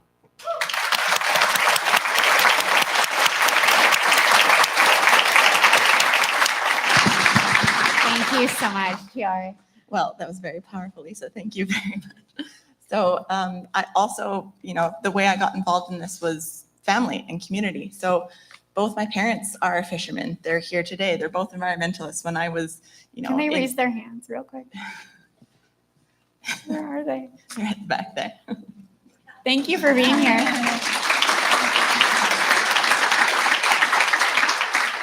When I was a baby, my mom used to put me on her back, and we'd go and we'd paint storm drains with salmon so that people would connect. Like where you're pouring often pollutants goes directly into our waterways, and our waterways go directly into our oceans. And salmon are such a great ambassador species for that because they're both marine and aquatic. So I had no choice.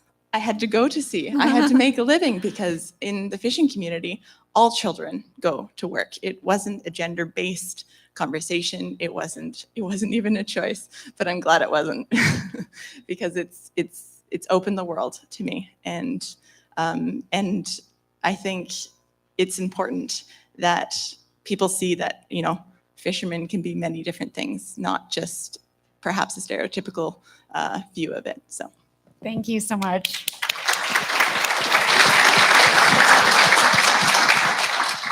Dana. I really appreciate that question. And it might sound kind of facile, but I guess it's just because I care. And I think we could all do it with a little bit more kindness and care and compassion amongst one another, and also to the systems around us that support life.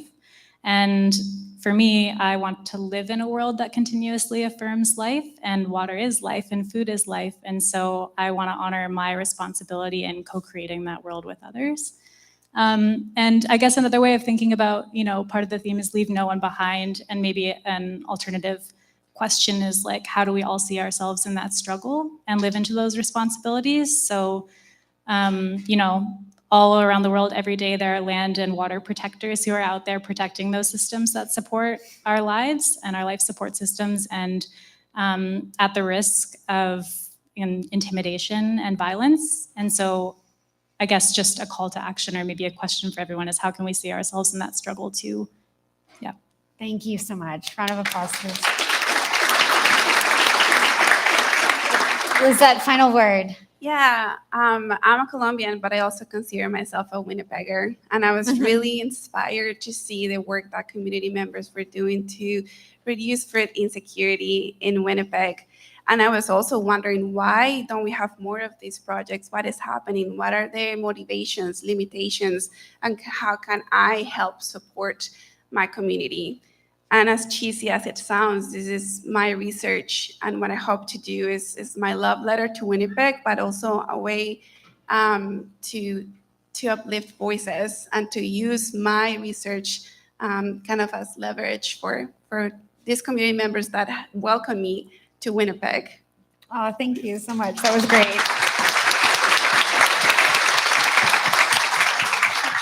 My hope, and this was such a great panel, but my hope is that this kind of panel is not unusual anymore. There should be young people on every panel. There should not be a panel just dedicated for youth voices. There should be young people on every panel moving forward. So thank you all for your work. Thank you for your commitment. Thanks for everything that you're doing and that you will do. It's really nice to see you all. Sorry. Thank you so much. There is not a food tank summit where I don't tear up, so I apologize. So now for our final panel, we're going to take a closer look at how policymakers can improve water conservation in our food systems. And to explore this topic, I'd like to invite to the stage Connor Williamson, a member of the Canadian Food Policy Advisory Council, Paul Correa, the Senior Policy Advisor for the Coastal First Nations, Camille Dumont, the Education Manager for the Center for Sustainable Food Systems at the UBC Farm, Vancouver City Councilor Rebecca Bly, and our moderator, again, somebody different than me, you get a different voice, Elizabeth McSheffrey, who's a wonderful journalist for Global News. While they're taking the stage, please remember that there's a reception. Don't leave. You get food and drink. It'll be fun. So thank you all, and please welcome this panel.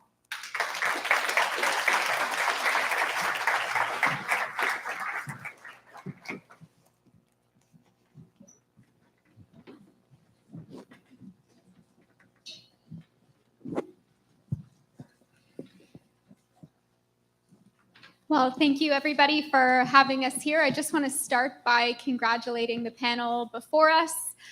I'm constantly floored by the wisdom and the perspective of our youth, and already I feel their comments informing the way that I want to approach this panel, and I think it's a really great segue into a conversation about policy making, because these are the people that our policymakers need to be listening to on a regular basis. And thank you everybody for participating in the last panel of the day. I'm sure nobody is feeling any performance pressure here. Definitely not me. So I just want to get started with a little bit of context on this really important topic that we're ending on here, which is water conservation and the transformation of food systems at a policy level. So last year, Science Direct published a peer-reviewed paper by food researchers around the world that actually criticized the UN Food Summit for failing to adequately focus on water conservation in the conversation about food systems transformation. Kamal, I want to start with you. Does that finding surprise you? And do you think there is enough focus placed on water conservation in particular at a policy level? Excuse me. First, just want to say thanks for having me, and just no offense taken, but Camille is my name. That's all right. We went over that in the pre-panel, but it's a performance pressure. That's a great question. I'm not sure that I'm entirely the person to answer it, but I do think that we've heard over and over again today that water issues are kind of so obvious and yet hidden in plain sight. So it doesn't surprise me actually at all that that would be considered an oversight in that work. In some of the research that you do, in the conversations that you're part of regularly, do you think that there are other areas of policy focus that might be distracting from this particular topic? I think there's a million distractions from the topic, actually. I think that scoping way out, I think we're seeing quite an important moment in what excuse me, my mic cut out for a second. In the story of what is democracy and what is governance and how we're dealing with that, So I think we think of the water crisis or the climate crisis or the biodiversity crisis. We also have a significant governance crisis. So when it comes to policy makers, and I think we have a lot of heavy hitters in the room here that would probably identify as policy adjacent or advising policy. A few people that make policy in the room too. But I think that there's like a need for folks to bridge that. We need this room to be making policy as opposed to just trying to nudge policy from more of an advisory role. Connor, did you want to weigh in on that? I know you would definitely qualify as someone who is policy adjacent and if not directly involved in policy making. Do you think there's enough focus, and what might be distracting us from this particular policy focus? So I would say that we are distracted by many other factors at play within the food system, world events, but I think one of the major issues that lie at the root of our institutions and government and within our decision makers is that the train of thought and the scope in which they're analyzing these issues is often within a very short time frame of operation. So they're thinking the fiscal year, what in 12 months can we research, produce a result on, and make sure we hit our budgetary marks. Similarly, they think in election cycles, I have 4 years. What objectives can we achieve in this time span? And I think that's really limited us to understand broad sweeping systemic issues that have a long-term impact like water conservation, because we are no longer looking at issue as a lifetime kind of concern. We're not thinking of the 5-year, 10-year, 20-year impacts, but we're thinking about what can we do in the now, and is that enough? And I think that's probably one of the major flaws within our institutions that are leading to this major oversight. One of the greatest success stories in BC when it comes to land and water management is the Great Bear Rainforest and the Great Bear Sea. And of course, those were agreements that were negotiated over decades with intense conflict. So nobody knows more about longevity and long-term land use planning than Indigenous peoples who have stewarded this land since time immemorial. Paul, I'm wondering if you have any recommendations on how we can convince colonial policymakers to hold that long-term view, and whether there are any specific tricks or tips or lessons that come from the negotiation of those management plans that we can apply to this conversation about water conservation in food systems. Well, thanks for the invitation. And I think normally our CEO, Christine Smith-Martin, would be sitting here, but I think she's got a meeting with the PMO at this moment. You're right, it was born out of conflict that the Great Bear Rainforest agreements and protocols were achieved. And we're currently in the midst of negotiating the protected area labeled the Great Bear Sea, and that's why Christine's in Ottawa. Lessons learned, tricks, nothing builds a relationship like joint information gathering. Nothing builds confidence, and that is joint problem solving. I think those would be the lessons. And so I think in our past as an organization working for 8 First Nations, there are groups that are seen as adversaries. And yes, there have been court cases and protests and that, but we sit down with those people all the time. I get asked, why don't you sell carbon offsets to Shell Canada? We are the largest forest-based producers of carbon offsets in Canada, and we don't sell to Shell. Shell is the largest retrader of offsets, but we have a good relationship and we're working on building that. So we're doing things jointly. We'll get to a place, we'll have that relationship. So maybe that's the tip that I would give from the chiefs that I report to, is that you gotta have those relationships. I know the panel before us talked about othering and the ways that we're often pitting different parties who have a common interest against each other here.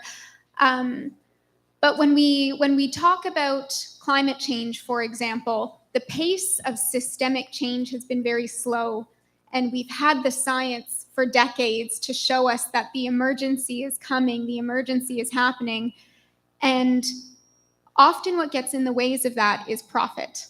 Systemic change is expensive. It can be inconvenient.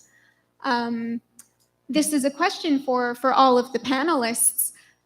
How do we convince parties who have differing interests to put profit aside and make some of the transformative changes that are necessary when we think about food security in a climate changing world? I don't know if anybody wants to start with that. I can jump in, I guess. How do we put profit aside and convince folks who are profit motivated to set that aside and be motivated from a different value set? I would hope that, yes, the scientific voice, which has been screaming for decades about our status quo, and I would hope that that factors in. We've got, I think reams of evidence of where we are and where we've come from.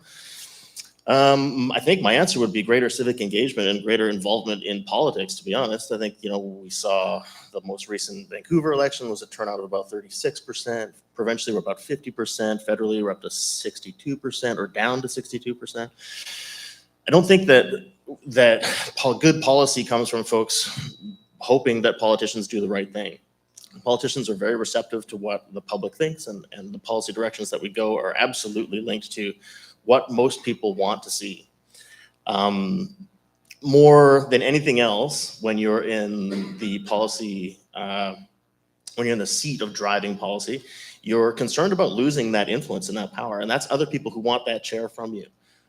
So we have to ensure that every single person is informed, educated, understands what's going on, and also just engaged, and at the community level, right from the neighborhood level all the way up. So I think that's kind of the move, is to use our influence and our leverage to welcome and open channels of engagement for folks that are maybe not yet here in the conversation.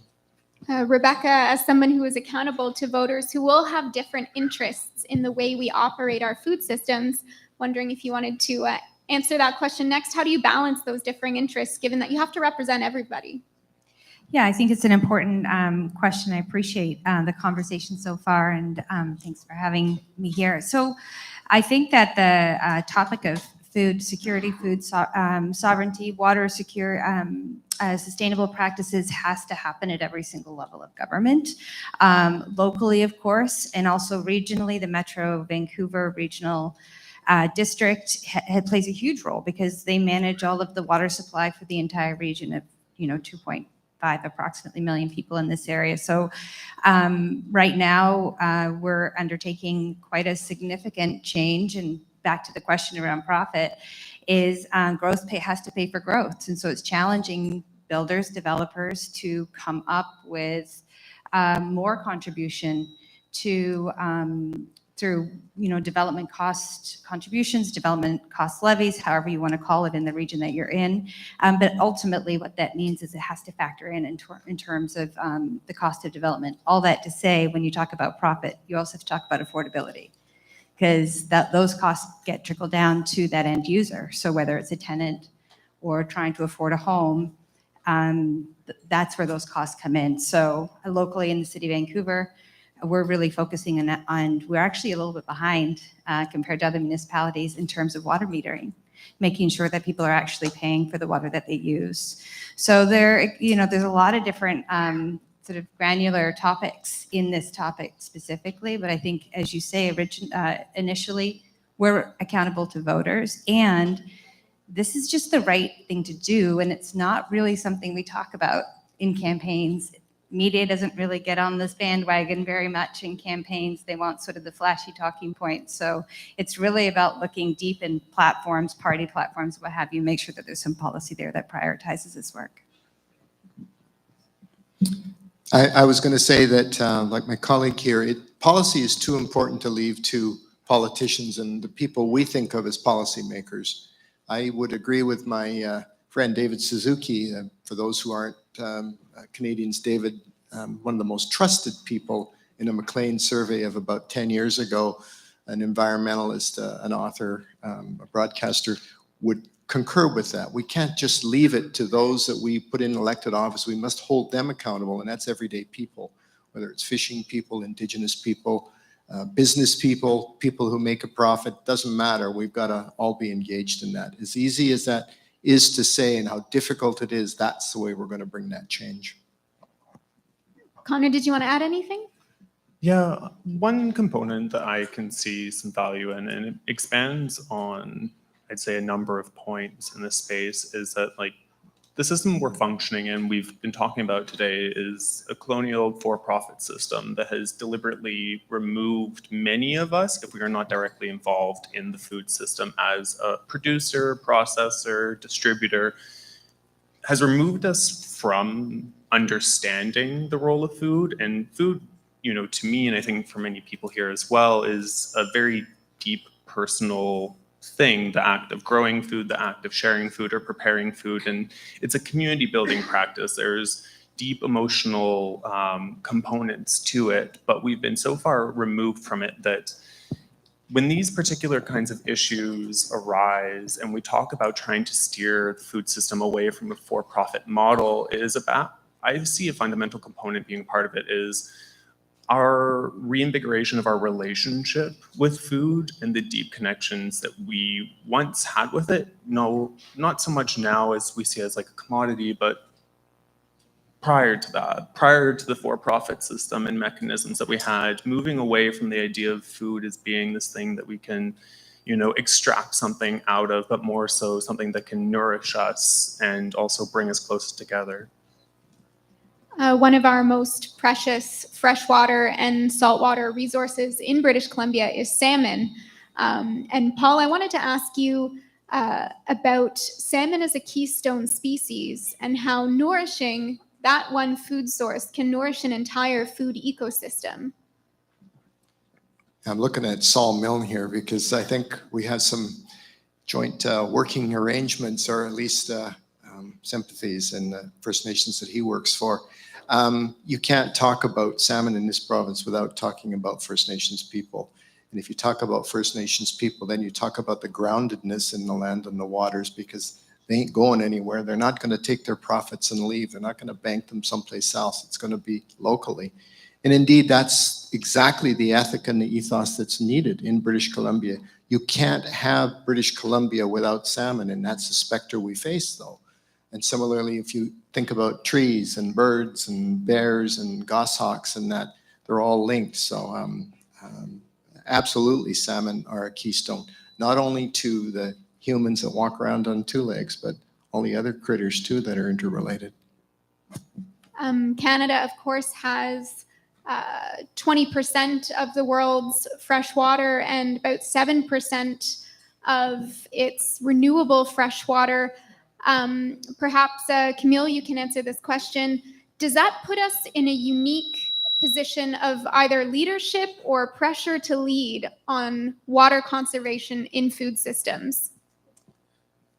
I think it should put us in that position. If it doesn't already, absolutely. I think we're a country that has been extracting resources since the colonial experiment began, and we've enriched ourselves quite incredibly in doing so. I think one of the taglines here is "Leave no one behind." So kind of implies that everyone's starting at the same place, And I think that we've also spoken about centering equity and centering Indigenous ways of knowing here today. So I think there's a little bit of a question mark around how we bring everyone to the same place before we can even attempt to leave no one behind. So yes, we have a massive responsibility and a massive, I think, role in leadership here. Another question just for everyone on the panel, because I'd like to give everybody an opportunity to talk about something that they're really excited about on a personal level. I would love if each of you could tell me about a particular solution to this problem that you're working on, that you're looking into, that gets you really, really excited, that you'd like to share with everybody. Maybe Rebecca, you can go first. Sure, happy to.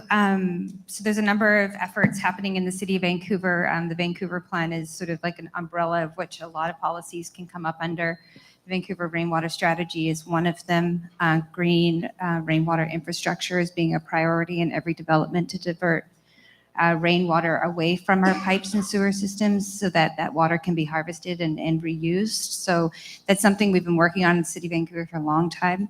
I'm really excited about vertical farming. As much as I love old school agricultural land farming, we don't have a lot of that land in the city of Vancouver, but we do have industrial land. We have a part to play when it comes to sustainable farming practices, and happy to continue to partner with my friend here to bring some of that. And then the last thing, and is actually a colleague of my co-panelist here, previous councillor Mike Weeb, who brought forward initiatives related to daylighting streams. And so that in itself, it's a natural sort of ecosystem of water accessibility. And so making sure that that's part of this sort of long-term plan where we're taking the pavement and concrete and pipes out of natural streams and making sure that that access is part of a future city building initiative. Thank you. Just go down the row here. Sure. Sure. Wow. I think what I'm excited about is thinking about this in a new way. I think that, we heard from a lot of folks today that brought that to the panels. I feel like what has led us here, we can't just keep going on that path. And so as mainstream as some of this feels in a big university and with big sponsors and so forth, we're actually on the fringes of the food system here in this room. And that's weird to me, who would be, I think, typically on the fringes of this room in the food system. But I think it's inspiring to see some of these conversations become, I think, more well received in larger, more influential, wealthier dialogue spaces. So I'm going to continue to do that, and I'm inspired by that shift. It's slow, but I think it's really important. And we've tried to balance this relationship building talk today, where it takes time. You got to build relationships. It's really important. That's how things get done. And then also the crisis talk. So we're in this really weird space of we need to honor relationship building and the time that takes, and we need to act yesterday on this. So I'm just going to keep working on that, I think. Thank you so much. Thanks, Elizabeth. There's so many topics to talk about that I'd like to get into, from blue carbon and renewable energy that we're working on. But maybe the framework for this kind of a panel would be, what really excites me is the model of joint decision-making that we're working on. Right now in our Canadian system, we have the minister responsible, and we have statutory decision makers and that, and they get to make the decision under a joint model, one that a number of First Nations are pursuing, and the ones I work for too, is that there would no longer be just the minister or the stat decision maker. There'll be the First Nation chiefs and leaders. And if you can't come to agreement, you have no decision. It's as simple as that. That's what reconciliation looks like. And the nations aren't wanting to take over the post office and money making and the currency and all that stuff. It's around fundamental things like the environment and resources and that. And it's within grasp, and some of the fisheries agreements and that have been forged recently really get close to that true joint decision making. And so we're close to it in a number of areas. So I'd say for me, in my position on the advisory council, one area that I'm the most interested in right now as it relates to water specifically and researching is looking at water governance strategies with the very distinct governance structures that we have in Canada, but emphasizing the focus and area of research on two distinct areas, one being co-creation, mindful that we cannot necessarily build water governance strategies without taking into consideration each distinct nation and their relationship with the water, but also their community's needs and wants from that particular space. And understanding, how do we frame that up, recognizing that water has been this ambiguous thing for us, I'd say, in the policy context for quite some time. It's been something we've used for profit, extracted from, as mentioned earlier, we dump our waste into it. And really trying to understand from a framework and the strategy perspective, how do we renegotiate that relationship with it, bringing in a co-creation element that doesn't just take into consideration broad sweeping strokes, but individualistic and regional specific needs and approaches. And then another area is a focus on reframing how we look at the success measures. So really emphasizing indicators instead of just building a policy solution and throwing grant money out into the fray for people to access, but really understanding how do we want to measure our success in the space of water? What does this water strategy or governance strategy want to achieve, and how will we actually measure that success? Well, thank you so much to all of you for your insight and your thoughts. I think this has been a really nice way to wrap up the panels for the day. Really appreciate everything you've brought to the table. Thank you.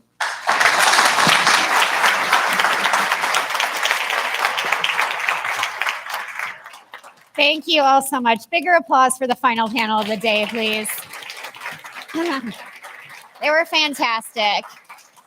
So one person stands between you and the reception upstairs, but I'm delighted to introduce her. Naomi Krogman is the Dean of the Faculty of Environment at Simon Fraser University.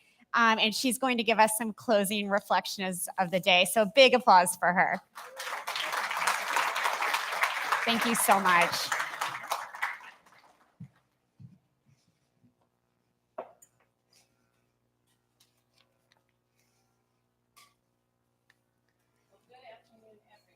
I just want to, first of all, applaud you for an amazing day. I have never seen such an event so tightly organized with such an amazing array of people who are so prepared to give the nuggets of what they think, and to have this room, all the people in this room be so related to the same issue, but in this most multifaceted way. I thought it was excellent. Can we give a hand for her?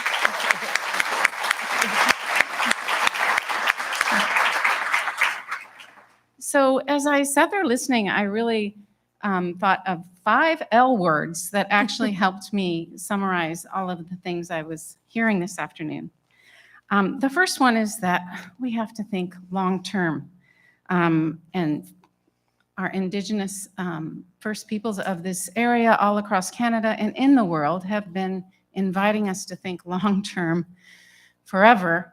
But we know this also from all kinds of other people that have woken up to this notion. I mean, it was also Ronald Wright who wrote in The Short History of Progress, "Forget sustainability, we just need to think long-term."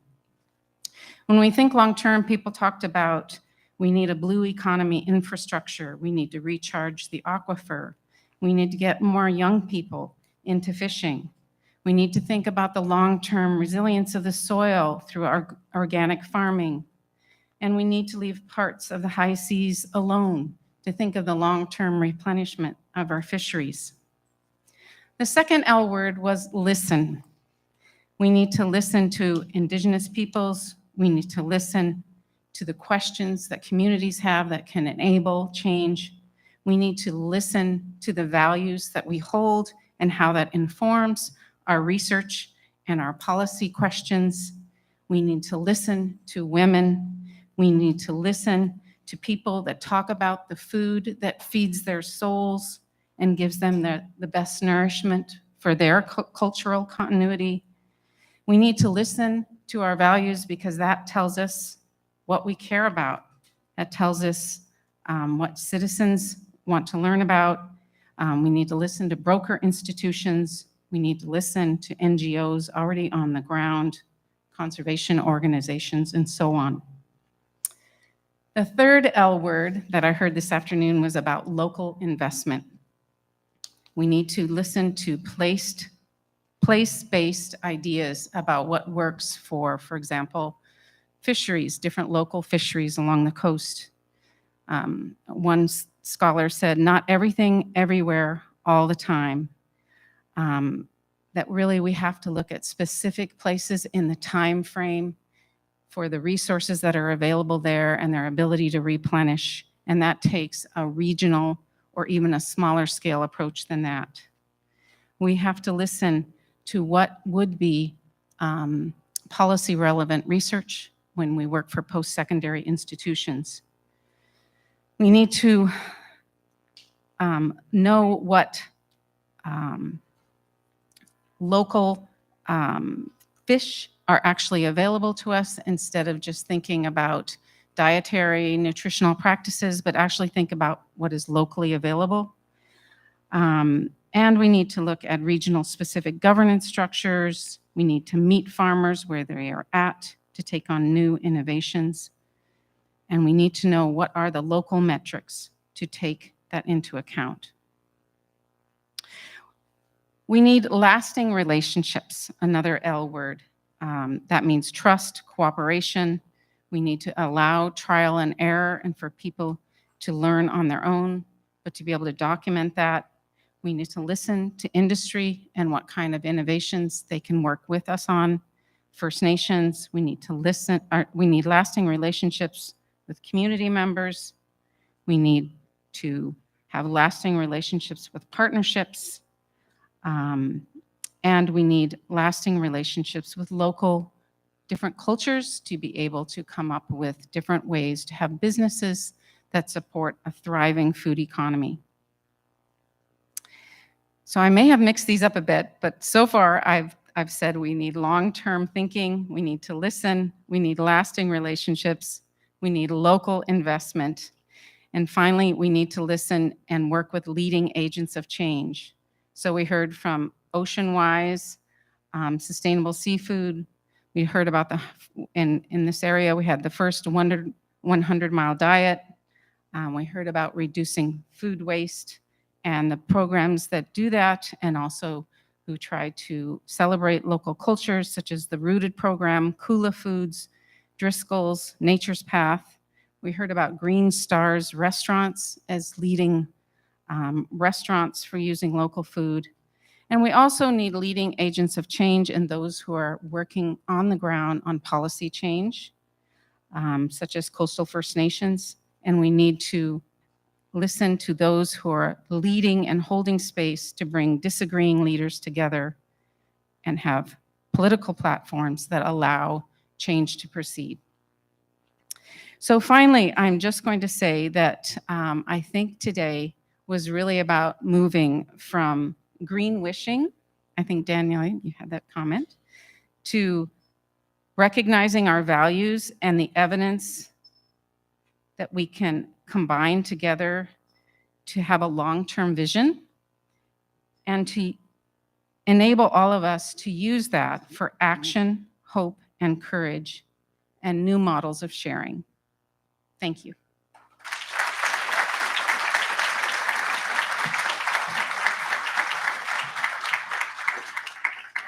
Thank you so much, Naomi. What a wonderful way to sum up the day. I won't keep you from the food and drink that I've been promising, but a huge thanks to our collaborators, including the Food and Agriculture Organization of the United Nations, all of our university partners, all of our volunteers. A big thanks to Mode Production in the back of the room who made this event happen. Big round of applause for them.